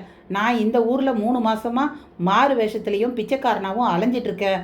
நீங்கள் இப்படி என் பேச்சை கேட்காம பேசினா எப்படி? திரும்பவும் சொல்கிறேன், நான் சொல்கிறத நீ கேள். ராஜாவோட சூட்கேஸ் இப்போ உன்கிட்ட தானே இருக்குது. ஆமாம்மா. அது திரும்ப ராஜாவுக்கு கிடைக்கணும். அது கிடச்சிட்டா அவன் கிளம்பிடுவான். அப்போ அதை திறந்து பார்க்க வேண்டாமா? வேண்டாம், ராஜா ஊருக்கு போகட்டும். அப்போ தான் நம்ம வேலை சுலபமாக முடியும். இப்போவே பாதி முடிஞ்ச மாதிரி தாம்மா. 2வது விக்கிரகத்தை பார்த்துட்டேன். விடியறதுக்குள்ளே எடுக்கலைன்னா அவன் முந்திக்குவான். 2வது விக்கிரம்னா சிவலிங்கமா இல்லை அம்பாள் விக்கிரகமா? மரகதலிங்கம்மா, மரகதலிங்கம். தீக்குச்சியை உரசி காட்டினா பச்சையாக டால் அடிக்குது. ரொம்ப விவரமாக கோவில் மதில் சுவரில் ஒளிச்சு வச்சுருக்காங்க. மதில் சுவர்லையா? மதுர் சுவர்லையே தான். அதுவும் நீங்கள் எங்கே அந்த ராஜநாராயணை மீட் பண்ணீங்களோ அதே சுவத்தில் தான். ஏய், நீ நிஜமாக தான் சொல்கிறியா? உளறலையே. இப்போவே வந்தால் கூட காட்டுறேன். போலீஸ் காவல்லாம் எந்த அளவுக்கு இருக்குது? வழக்கம் போல தாம்மா. முதல்ல சுற்றி பாரா போட்டிருக்காங்க. ஆனால் பாரா சுற்றுறவனுங்க சரியான சோத்து மாக்கானுங்க. சிகரெட்டு பிடிச்சிக்கிட்டு அழுவாத குறையாக நடந்துட்டுருக்கானுங்க. அப்போ அவங்கள சமாளித்து உள்ளே போக முடியுமா? தாராளமாக. 100 அடி சுவர் மேலே கூட தாவி ஏற நங்கூர பல் பூட்டின கயிறு ஏணி தயாராக இருக்குது. ஆனால் அவங்கள எப்படி டபாய்க்கிறது? கவலைப்படாத, இப்போவே நான் வரேன். அவங்க சிகரெட் பிடிப்பாங்க தானே? தாராளமாக. சிகரெட் இல்லாட்டி செத்தே போயிடுவாங்க. அப்படி ஊதி தள்ளுறாங்க. சரி சரி, அந்த மதில் சுவர்கிட்ட வா. அவங்க உன்னை சந்தேகப்பட்டு பிடிச்சு வச்சு விசாரிப்பாங்க. நான் வரேன். உன்னையும் அதை வச்சே அடையாளம் தெரிஞ்சுக்க முடியும். என்னையும் பிடிச்சு வச்சுக்கிட்டா எப்படிம்மா மீள்றது? கதை கந்தலாயிடுமே. பேசாத. நான் அங்கே என்ன பண்ணுறேன்னு பாரு. உன்னை அவங்க விசாரிச்சா வயிறு சரியில்லாமல் டாய்லெட் போக வந்தேன்னு மட்டும் சொல்லு. மிச்சத்தை நான் பார்த்துக்கிறேன். சரிம்மா, உங்களை நம்பித்தான் போகிறேன். கவனமா போ போ. 10 நிமிஷத்தில் அங்கே இருப்பேன். பேச்சோடு பேச்சாக சுற்றி சுற்றி பார்த்தவள் வாசல்படி அருகில் கருப்புக்குள் அடர் கருப்பாய் நின்றபடி இருக்கும் பாரதியையும் பார்த்து விட்டாள். ஆனால் துளியும் அசரவில்லை. புதிக்குள் ஒரு மின்னலாய் ஒரு புது கணக்கு. செல்போனை மார்புக்கு அருகே உள்ளே சட்டை பாக்கெட்டில் வைத்தபடியே திரும்பி வந்தாள். கமான் பாரதி, என்ன பண்ணுறேன்னு கவனிக்கிறியா என்று படு நைச்சியமாக குரல் கொடுத்தாள். பாரதிக்கு உதறல் எடுத்துவிட்டது. மெல்ல வெளிப்பட்டு திண்ணை வராண்டாவிற்கு வந்தாள். ராஜ்நாராயண் சூப்பர் குரட்டையில் இருந்தான். என்னடா நடுராத்திரியில் யார் கூட ஃபோனில் பேசுகிறேன்னு தானே பார்க்குறேன். பத்திரிகையில் வேலை பார்த்தாலே இப்படித்தான். எடிட்டர் பேசினார். இப்போ கூட ஒழுங்காக பாதுகாப்பு கொடுக்குறாங்களான்னு கவனித்து அதையும் கட்டுரையில் எழுத சொன்னார். இஃப் யூ டோன்ட் மைண்ட், என் கூட இப்போ உன்னால் வர முடியுமா? அவள் கேள்வி பாரதியை விக்கல் எடுக்க வைத்து விட்டது. இந்த ராத்திரியிலையா? ஆமாம், ராஜாவை கூப்பிடலாம். ஆனால் அவன் ராத்திரியில் வந்தால் அது அவனுக்கு ஆபத்தில் முடியலாம். அவனை தான் ஒரு குரூப் தேடிட்டு இருக்காங்களே, அதனால தான் உன்னை கூப்பிடுறேன். காத்தால போய்க்கலாமே. காத்தால போக எனக்கு தெரியாதா? இந்த போலீஸ்காரங்க தூங்கிட்டாங்களா முழிச்சிட்டாங்களாங்கிறது தெரிய வேண்டாமா? அது அது வந்து சரி, உனக்கு பிடிக்கலன்னா நீ போய் படு. நான் ஒரு ரவுண்ட் அடிச்சுட்டு வரேன். தூக்கம் தள்ளுது, ஆனாலும் கடமை. என்ன பண்ண? ஒரு செயற்கை கொட்டாவி விரிய ஒரு மாதிரி பார்த்தவள் உள் மனதுக்குள், நீ மட்டும் வந்தால் அது எனக்கு பழம் நழுவி பாலில் விழுந்த மாதிரி என்றும் சொல்லி கொண்டாள். பாரதி பேந்த பேந்த விழித்தாள். என்ன பயமா இருக்கா? பைத்தியம், நான் இருக்கேன். அதான் ஊர் பூரா போலீஸ்காரங்களா இருக்காங்களே. இல்லை, அப்பா கிட்ட ஒரு வார்த்தை கிழிஞ்சது. நான் போனது தெரியாமல் போயிட்டு வரணும்னு நினச்சா நீ கெடுத்துருவ போல இருக்கே. அப்படியே ஒரு நைட் வாக், அவ்வளோதான். ஜஸ்ட் ஒரு 15 நிமிஷம்தான். கமான். பேச்சோடு கையை பிடித்தும் இழுத்தாள். பாரதி தயங்கி தயங்கி அவளுடன் வீதியில் கால் வைத்தாள். இந்த மதில் சுவருக்கு மறுபுறத்தில் உள்ள வீதி. விட்டல் ராவை ஒரு போலீஸ்காரர் குடைந்து கொண்டிருக்க விட்டல் ராவும் கொல்லைக்கு போக வந்தேனுங்க என்று சொல்லியபடி இருக்கும்போது டார்ச் லைட் ஒளி தரையில் உருள ஜீவா பாரதியுடன் அந்த பக்கமாய் வர 2 பாரா போலீஸ்காரர்களும் அவளை ஆச்சரியமாக பார்த்தனர். என்ன சார், யார் இந்த ஆள்? சந்தேக கேஸா? படுதோரணையாக கேட்டாள். பாரதி பக்கத்தில் இருப்பது படு சௌகரியமாக இருந்தது. அவளை தெரியாத போலீஸ் இல்லை. நீங்கள் யாருமா? சரிதான், ப்ரெஸ் கவரேஜுக்காக வந்த ஜீவா. உங்கள் இன்ஸ்பெக்டர் குமாரவேல் எதுவும் சொல்லலையா? அப்படியா, இந்த ராத்திரியில் கவரேஜா? இப்போ வந்தாதானே இந்த மாதிரி சந்தேக கேஸ் பார்ட்டிகளெல்லாம் பார்க்க முடியும். நீங்களும் தூங்குறீங்களா முடிச்சிட்டு இருக்கீங்களான்னா பார்க்க வேண்டாமா? பேச்சில் பட்டை கிளப்பினால் பாரதி திறந்த வாயை மூடவில்லை. விட்டல் ராவும் அசந்திருந்தான். அப்படியே பாக்கெட்டிலிருந்து சிகரெட் பாக்கெட்டை ஒன்று வெளியெடுத்தாள். உதட்டில் ஒன்றை செருகிக் கொண்டு நெருப்புக்காக போலீஸ்காரர்களையும் பார்த்தாள். அவர்கள் முனியப்ப சாமி மாதிரி கண்களை விரித்தனர். அரைமனதாக ஒரு போலீஸ்காரர் தன் சிகார் லைட்டை அவள் சிகரெட்டுக்கு முன் நீட்டி சுடரை காட்டினார். அவளும் சுடரை பிடித்து புகையை கக்கியபடி சிகரெட்டை அவர்களை நோக்கி நீட்டினாள். ஃபாரின் சிகரெட் பிடிச்சு பாருங்க, கமான். இருக்கட்டும்மா. அட என்ன சார் நீங்கள், ஒரு பொம்பளை நான் பிடிக்கிறேன், நைட் டியூட்டி பார்க்குற உங்களுக்கு என்ன? Come on, have it. அவளது துள்ளலான பேச்சு அவர்களை சிகரெட்டை எடுத்துக்கொள்ள வைத்தது. அவள் எதிரிலேயே பற்ற வைத்தனர். அதே சமயம் ஒருவித வாசம் ஸ்ப்ரே செய்யப்பட்டு பரவினது போலவும் இருந்தது. அது பாரதியை மயக்கத்தில் பிடித்து இழுத்தது. அவளை பின்தொடர்ந்தனர் அந்த 2 போலீஸ்காரர்களும். விட்டல் ராவ் கூட மயங்கி விழ போனான். மற்றவர்கள் விழுந்து விட அவனை மட்டும் தாங்கி பிடித்தவள் மளமளவென்று ஒரு ஸ்ப்ரேயரை பேண்ட் பாக்கெட்டிலிருந்து எடுத்து அவன் மூக்குக்கு நேரே அடித்தாள். அவனும் தலையை உதறிக்கொண்டு அவளை பார்த்தான். கொஞ்ச நேரம் கிறுகிறுப்பாக இருக்கும், அப்புறம் சரியாயிடும். அவங்க இப்போ எழுந்திருக்க மாட்டாங்க. அவங்க பிடிச்ச சிகரெட்டு அந்த மாதிரி. கமான். எங்கே இருக்கு அந்த சிலை? காட்டுறேம்மா, நிஜமாக சொல்கிறேன். நீங்கள் பயங்கரமான பொம்பளை தான். என்ன ஒரு வேகம், என்ன ஒரு தைரியம். ஆமாம், இந்த சிலையோட நீங்கள் போயிடுவீங்களா? இல்லை, நீ சிலையை காட்டு. நான் இந்த ஊரை விட்டெல்லாம் அவ்வளோ சுலபத்தில் கிளம்ப மாட்டேன். அவங்க மயக்கம் தெளிஞ்சு எழுந்தால் உங்களை தேடுவாங்களே. எதுக்கு தேடணும்? நானும் அவங்க கூடவே கொஞ்ச நேரம் கழித்து வந்து மயங்கின மாதிரி படுத்துக்க போகிறேன். நீ எங்களை மயங்க வச்சுட்டு தப்பிச்சு ஓட்டிட்டேன்னு சொல்லிட்டா முடிஞ்சு போச்சு பிரச்சனை. அப்போ நான் சிலையோட கம்பி நீட்டணுமா? ஆமாம், தொணக்காமல் சிலை எங்கே முதல்ல காட்டு. அவள் துரிதப்படுத்த அவன் கச்சிதமாக இடிந்த மதிலை சமீபித்து அருகில் இருளில் சுருட்டி போட்டிருந்த நூல் ஏணி எடுத்து விரித்து அதன் தங்கூர பல்லோடு அதை தூக்கி மதில் மேல் எறிந்தான். அதுவும் நச்சென்று மாட்டிக்கொண்டு அவளை மேலே ஏறி என்றது. ஏற ஆரம்பித்தாள். மதிலின் உச்சி வரை சென்றவள் அங்கே காலை தூக்கி போட்டு அமர்ந்தவளாக கோவிலுக்குள் பார்த்தாள். பகீர் என்றது. உள்ளே பிரகார வெளியில் சித்தர் ஒருவர் நிர்வாணமாய் எங்கோ வெறித்தபடி நடந்து கொண்டிருந்தார். அத்தியாயம் 40. ஜீவா மதில் சோர் மேல் அமர்ந்திருந்த நிலையில் ஏதோ வீதி உலா செல்லும் ஒரு பாதசாரியைப் போல விச்ராந்தியாக அந்த ராத்திரியில் நடந்து செல்லும் அந்த சித்தரை பார்த்து மிரண்டு போனாள். அவர் ஏறத்தாழ அவள் கேமரா வாயிலாக வீரியன் கழுகினை பார்த்த முனைந்த போது தெரிந்த அதே சித்த சந்நியாசி போலதான் இருந்தார். இதற்குள் கீழிருந்து விட்டல் ராவ் குரலை தனித்தபடி கத்தினான். ஹலோ, நேரமாகுது, அந்த பக்கமாக கீழே இறங்குங்க, வழி தெரியலையா என்ன? அவளிடமோ பதிலே இல்லை. அந்த சித்தரோ அவள் மேலே மதில் மேல் அமர்ந்திருப்பதை பார்க்காமல் அந்த இடிந்த சுவர் பக்கமாக சென்று கொண்டிருந்தார். காய்ந்து போன நிலையில் செருகப்பட்டிருந்த அரசஞ்செடியை பிடுங்கி போட்டுவிட்டு பரபரவென்று கைகளை தேய்த்து விட்டு கொண்டார். பின் உள்ளே நிதானமாக எட்டி பார்த்தவர் அப்படியே சற்று தள்ளி தரையில் பஸ்தாசனம் போட்டு அமர்ந்து கொண்டார். கைகளை குவித்து வணங்கவும் தொடங்கினார். ஜீவாவுக்கு நடுநடுங்கியது. இந்த நபர் இப்படி ஒரு காவல்காரன் போல அமர்ந்து கொண்டிருக்கிறானே, இவனை எப்படி சமாளிப்பது? இவன் யார் என்றெல்லாம் கேள்விகள் அவளுக்குள் குதித்து கொண்டு ஓடின. திரும்ப கீழிருந்து கத்தினான் விட்டல் ராவ். நேரமாகுது, இப்படி மேலே பதில் சொல்லாமல் உட்கார்ந்திருந்தா எப்படி? உடனே அவள் கைத்தட்டி அவனை மேலே வரும்படி சொல்ல பரபரவென்று நூல் ஏணியில் அவன் ஏறத் தொடங்கினான். ஜீவாவை சமீபித்து அப்படியே காலை தூக்கி போட்டு மதில் மேல் அமர்ந்தான். கொஞ்சமாய் மேல் மூச்சும் கீழ் மூச்சும் வாங்கினான். ஜீவா கீழ் நோக்கி கை காட்டினாள். அந்த சித்தர் பத்மாசனத்தில் வணங்கி கொண்டிருந்தார். விட்டல் ராவுக்கு க்ஷணத்தில் திக்கென்றது. மெல்லிய இருளில் அவன் அதிர்ச்சி அடைந்ததை அவளும் கவனித்தாள். யார் இந்த ஆள்? கிசு கிசு குரலில் கேட்டாள். தெரியல, எனக்கே இது ஆச்சரியமாக தான் இருக்கு. நமக்கு பயந்துக்கிட்டு போலீஸ் உள்ளேயும் காவல் போட்டிருக்குதோ? நிச்சயமா இல்லை. கோவில் ஐதீகப்படி பள்ளியற பூஜைக்கு பிறகு கோயிலுக்குள்ளார காக்கா இருக்கக்கூடாது. அப்ப யார் இந்த ஆள்? இவனை நான் பட்டர் வீட்டு கிணத்துக்கிட்டையும் பார்த்தனே. நிஜமாவா? அவர்கள் மலமளவென்று காதோடு காதாக பேசிக்கொண்டார்கள். அவரோ தன் வழிபாட்டை தொடர்ந்து கொண்டே இருந்தார். சரி, இப்போ என்ன செய்யலாம்? விட்டல் ராவுக்கு கை கால்கள் எல்லாம் நடுங்கியது. கீழே விழுந்து விடுவானோ என்று கூட தோன்றியது.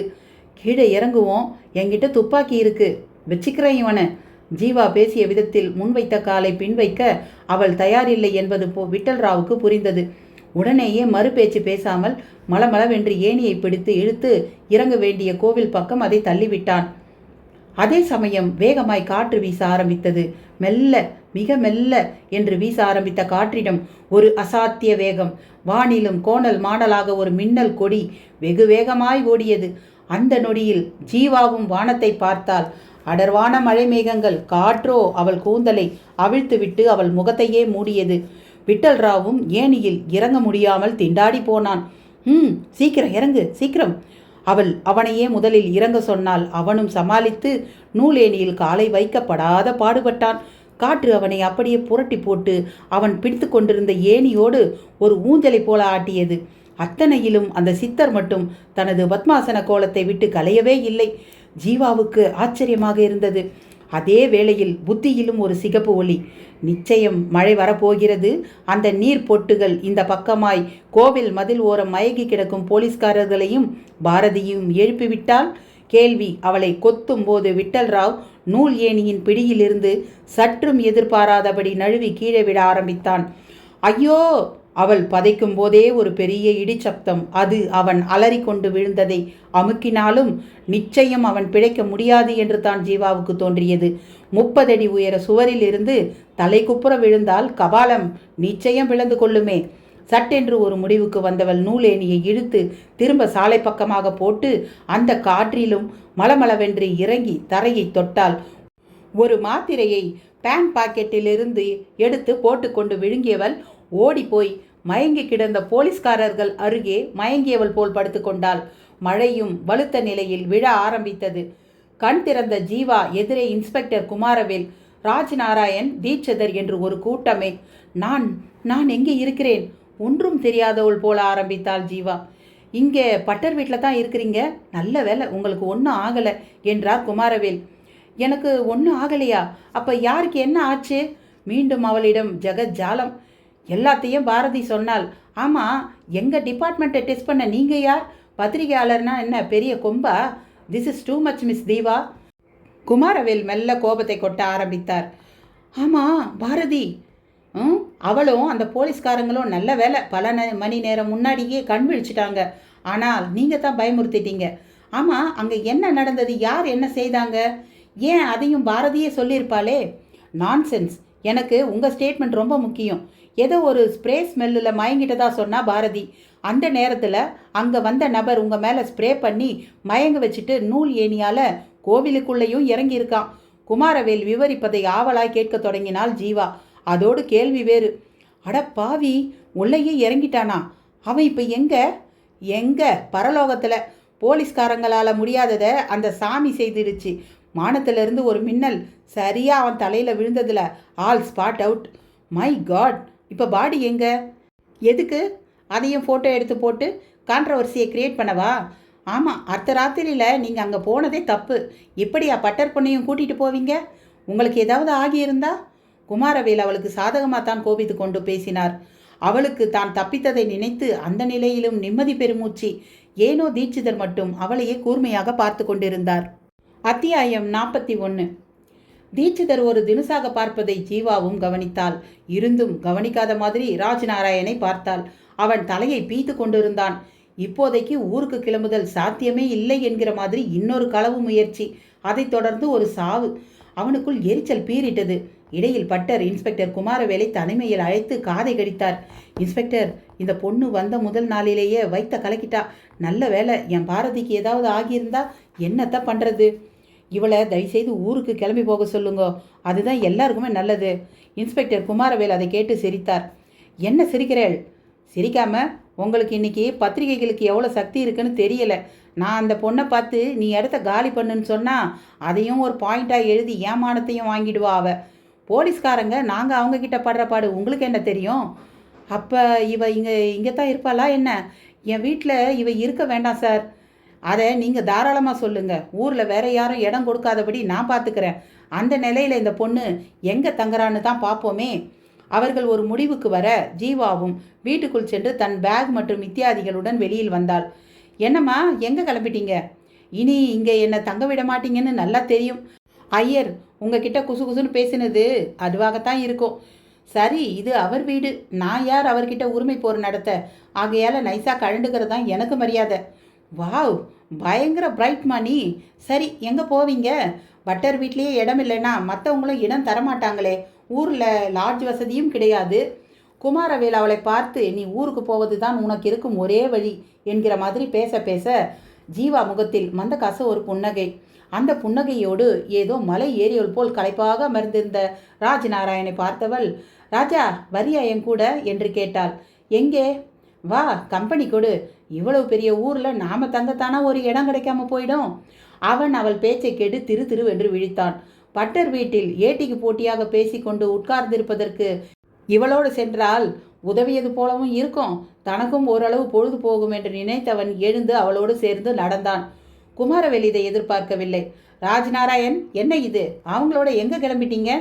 சாரி சார், என்னால் இனியும் இந்த வீட்டில் இருக்க முடியாது. ஹைலி போர். ஜீவா என் கிளாஸ்மேட். இந்த சூழ்நிலையில் அவளுக்கு நான் கம்பெனி கொடுக்கறது தான் நல்லதுன்னு எனக்கு படுது. நாசமாக போச்சு. உங்களை பாதுகாக்கிற பொறுப்பில் இப்போ நாங்கள் இருக்கிறோம். நாங்கள் என்ன பண்ண? எனக்கு எதுக்கு சார் பாதுகாப்பு? வேண்டாம், ஜீவா இருக்கா, இவ போதும் இப்போதைக்கு. உங்களுக்கு புண்ணியமாக போகும். என் சூட்கேஸை சீக்கிரமாக கண்டுபிடிச்சி என்னை ஊருக்கு அனுப்பி வைங்க என்றவள் ஜீவாவோடு வேகமாக நடந்தான். பாரதி வாசப்படி அருகில் நின்று கொண்டிருந்தாள். அவன் ஜீவாவோடு செல்வது பிடிக்காதவள் போல ஒதுங்கி வலது கையால் பக்கத்து சுவரை குத்தினாள். பார்த்து கொண்டே இருந்தாள் சந்திரிகா. அக்கா, அவ்வளோதான், அம்மாஞ்சி இனிமே அந்த ஜீவா மாஞ்சி தான் என்றாள். பொடி. பாரதியிடம் எரிச்சல் பீறிட்டது.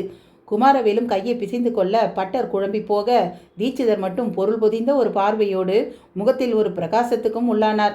என்ன சாமி, நடக்கிறத எல்லாம் மௌனமாக கவனிக்கிறவராகவே மாறிட்டீங்களே. கோவிலுக்குன்னு ஏடி இருக்குது, அதில் எழுதியபடித்தான் எல்லாம் நடக்குது. காணாமல் அது போயிட்டாலும் எனக்கு அது ஞாபகத்தில் இருக்குது. நீங்களே அதில் நேற்று இடி விழுந்து செத்தவன் பற்றி, இந்த பொண்ணை பற்றி எல்லாம் எதனா இருக்குதா? குமாரவேல் கேட்டதற்கு தீட்சிதர் அசரவே இல்லை. ரொம்ப ஆச்சரியமாக இருக்குது இன்ஸ்பெக்டர் வால். நான் ஒன்றை மட்டும் இப்போ சொல்லிக்கிறேன். இந்த பொண்ணு இனி எந்த காலத்துலேயும் இந்த ஊரை விட்டு போகவே மாட்டான்னு என் மனசுக்கு தோன்றது. போக போக பாருங்களேன். போகாமல் எங்கே தங்குவாளாம்? சத்திரமா சாவடியா இங்கே தங்க? பாருங்கோ, இனிமே தான் நிறைய விஷயம் நடக்க போகிறது. தீட்சிதர் தன் பங்குக்கு புதிர் போட்டார். ராஜ் நாராயணையும் ஜீவாவையும் படு ரகசியமாக ஒரு போலீஸ்காரர் தொடர்ந்து கொண்டிருந்தார். ஜீவா, இப்போ நாம் எங்கே போகிறோம்? நடந்தபடி ராஜ் நாராயண் கேட்டான். வா சொல்கிறேன். நாம் தங்குறதுக்கு சரியான ஒரு இடம் இந்த ஊரில் இருக்குது. எந்த இடத்த சொல்கிற? எல்லாம் நீ 2-3 தடவை போயிட்டு வந்த இடம்தான். சரி, சாப்பிட என்ன பண்ண? பிஸ்கட் பழனும் வாங்கி சாப்பிட்டு ஒப்பேற்ற முடியாதா என்ன? நான் தெரியாமல் தான் கேட்குறேன். அப்படியானா இந்த ஊரில் இருக்கணுமா என்ன? பேசாமல் மெட்ராஸ் போயிட்டா என்ன? அவன் கேட்க அவள் நடந்த நிலையில் நின்று அவனை ஊடுருவினாள். என்ன ஜீவா, நிஜமா மெட்ராஸ் போயிடலாங்கிறியா? இதுக்கு எதுக்கு நான் போய் சொல்லணும்? உன்னைத்தான் குமாரவேல் சார் தடுத்து நிறுத்திக்கிட்டே இருக்காரே. அவருக்கு என்ன, எனக்கு போனால் போதும்னு இருக்குது. சரி, என் கூட ஜஸ்ட் ஒரு நாள் இரு. 2 பேரும் சேர்ந்து கம்பி நீட்டிடுவோம். அதுவும் சொகுசாக காரில். காருக்கு எங்கே போக? உனக்கு ஏன் அந்த கவலை? அவள் கேள்வியோடு நின்ற இடம் இடிந்த கோவில். இதுதான் நாம் தங்க போகிற இடம். உனக்கு ஆட்சேபனை இல்லையே? ஜீவா கேட்டதை தொடர்ந்து ராஜ் நாராயணிடம் ஒரு அசாத்திய திகைப்பு. இங்கேயா என்றான் வியப்புடன். ஏன்பா, இந்த கோவிலுக்கு என்ன? பொது ஜன தொந்தரவு இல்லாமல் ஏகாந்தமாக அமைதியாக நாம் இருக்கலாம். அமைதியாக இங்கேயா? இங்கே வந்தாலே எனக்கு ராஜாகால ஞாபகங்கள்லாம் வந்துடுதுன்னு சொன்னேன்ல. வரட்டும், நானும் அதை பார்க்குறேன். ஒரு விதத்தில் நீ இங்கே தங்க சொல்கிறதும் சரிதான். எனக்கு தெரிஞ்சு இங்கே ஏற்கனவே ஒருத்தர் இருக்கார். நிஜமாவா? யார் அவர்? யாருன்னெல்லாம் தெரியாது. உள்ளே வந்து பார். ஓம் ஓம் ஓம்னு ஒருத்தர் ஜபிக்கிற குரல் கேட்கும். ரியலி? ஜீவா துளியும் பயமே இல்லாதபடி குதுகலித்தாள். அப்படியே வா வா, உள்ளே போய் அந்த குரலை கேட்போம் என்று கோவிலுக்குள் தன் மிதியடி கால்களை தூக்கி வைத்தாள். கோபுர சருக்கத்தில் உட்கார்ந்து கொண்டிருந்த வீரியன் கழுகு அவளது அந்த மிதியடி கால்களை நோக்கி படு வேகமாக பறந்து வர ஆரம்பித்தது. அவளும் பார்த்துவிட்டு சட்டென்று கால்களை விலக்கி கொண்டு ராஜ் நாராயண் மேல் தடுமாறி விழுந்தாள். இருவரும் தரையில் விழுந்து புரண்டு எழுந்தனர். வீரியனும் சிறகுகள் படபடக்க கோபுர சருக்கத்தில் நின்று போய் அமர்ந்தது. என்ன ராஜ், இந்த கழுகு கொஞ்சம் தொல்லை கொடுக்கும் போல இருக்கே. ஆமாம், அப்படித்தான் தெரியுது. இருந்தாலும் உனக்கு தைரியம் ஜாஸ்தி தான் ஜீவா. ஒரு வினாடி நீ என் மேலே விழவும் நான் பதறி போயிட்டேன் தெரியுமோ. சரி, இதோ வரேன். அவனை பிரிந்தவள் ஒரு கல்தூண் அருகே ஒதுங்கி வேகமாக செல்போனை எடுத்து தட்டினாள். மறுமுனையில் ரமணி சாஸ்திரி மாட்டினார். சாஸ்திரி, நான் போனா பேசுகிறேன். என்னாச்சு? உன் ஃபோனுக்காகத்தான் காத்துட்ருக்கேன். மொட்டையன் விட்டல் ராவ் சொதப்பிட்டானாமே. சாரி, அவன் போயே சேர்ந்துட்டான். வாட்? அதிராதே, அவன் போயிட்டதால பெருசாக எந்த பாதிப்பும் இல்லை. மரகதலிங்கம் இந்த நிமிஷம் வரை பத்திரமா தான் இருக்குது. இன்றைக்கி எடுத்துருவேன். எப்படி? யார் இருக்கா? வழி இருக்குது. இப்போ நான் என்ன சொன்னாலும் கேட்குற ஒருத்தன் என் கூட இருக்கான். யார்? வேற யார்? நீ யாரை நான் கொல்லணும்னு அனுப்புனியோ அந்த ராஜநாராயண் தான். ஜாக்கிரதை, அவன் பெரிய கில்லாடி. நான் கில்லாடிக்கு கில்லாடி. சேம் டைம் இங்கே கொஞ்சம் மேஜிக்கலான விஷயங்களும் இருக்கும் போல தெரியுதே. மேஜிக்கல்? எஸ். ஒரு கிழவனார் அடிக்கடி என் கண்ணில் பட்டுக்கிட்டே இருக்கார். யாருன்னு தெரியல. ஊரில் இருக்கவங்கலாம் ஒருவேளை அவரை சித்தர்னு சொல்லலாம். சித்தர் புத்தர்லாம் பயங்கர டாபராச்சே, எல்லாம் கப்ஸா. Anyway careful. இந்த நிமிஷம் சிலை எடுத்திருப்பீங்கன்னு நினச்சேன். ஆனால் விட்டல் போயிட்டாங்கிறது பெரிய அதிர்ச்சியாக இருக்குது. இன்னும் காரியம் முடியலைங்கிறது அதை விட அதிர்ச்சியாக இருக்குது. கவலையை விடு. இன்றைக்கி ராத்திரி என்ன ஆனாலும் சரி, அந்த லிங்கம் என் கைக்கு வந்தே தீரும். அதுக்கு ஐடியா பண்ணியாச்சு. By by. ஜீவா செல்போனை முடக்கியவளாக தலையை கோதி விட்டு கொண்டாள். அப்பொழுது யதார்த்தமாக கோபுரம் கண்ணில் பட்டது. அதில் ஒரு சிலை இருக்கும் இடத்தில் முதல் நாள் இரவில் அவள் கோவிலில் பார்த்த அதே சித்தர். ஜீவாவுக்கு நிஜமாலுமே பக்கென்றது. சட்டென்று தோளில் தொங்கியபடி இருக்கும் தோல் பையிலிருந்து பிஸ்டலை எடுத்தவளாக திரும்பவும் நிமிர்ந்தாள். சித்தர் இல்லை, சிலைதான் இருந்தது. எப்படி எப்படி? தன் கண் ஒருவேளை தன்னை ஏமாற்றுகிறதா? இல்லை, ஏதாவது மாயமா, ஜாலமா? அவள் குழப்பத்தோடு ராஜ்நாராயணிடம் வந்து நின்றபோது அவன் நீட்டி படுத்திருந்தான். ஏய், என்ன தூங்கிட்டியா? தூக்கம் வருது. தூங்கிடாத. நாம் 2 பேரும் இன்னைக்கு கோவிலுக்கு போக வேண்டியிருக்கு. கோவிலுக்கா? எதுக்கு? வா சொல்கிறேன். இந்த இடிஞ்ச கோவிலில் கொடுத்தனம் நடத்தவா 2 பேரும் இங்கே வந்திருக்கோம். ஜீவா, எதுக்கு இப்படி ரிஸ்க் எடுக்கிற? அது தாண்டா என் தொழிலே. ஜீவாவின் பதிலில் உறுதி மின்னியது. என நட்புகளே, இந்த கதையோட அடுத்த பகுதியை நான் அடுத்த காணொலியில் உங்களோட பகிர்ந்துக்கிறேன். அதே தான் வழக்கமாக சொல்கிறது. ஒரு லைக் பண்ணுங்கள், கமெண்ட் கொடுங்க. நம்ம சேனலுக்கு புதுசாக வந்திருந்தீங்கன்னா சப்ஸ்கிரைப் பண்ணி பக்கத்தில் இருக்கிற பெல் ஐக்கானை அழுத்திக்கோங்க. அப்போ தான் நான் போடுற இந்த மாதிரியான வீடியோக்கள் எல்லாம் உங்களுக்கு வந்துக்கிட்டே இருக்கும். நன்றி.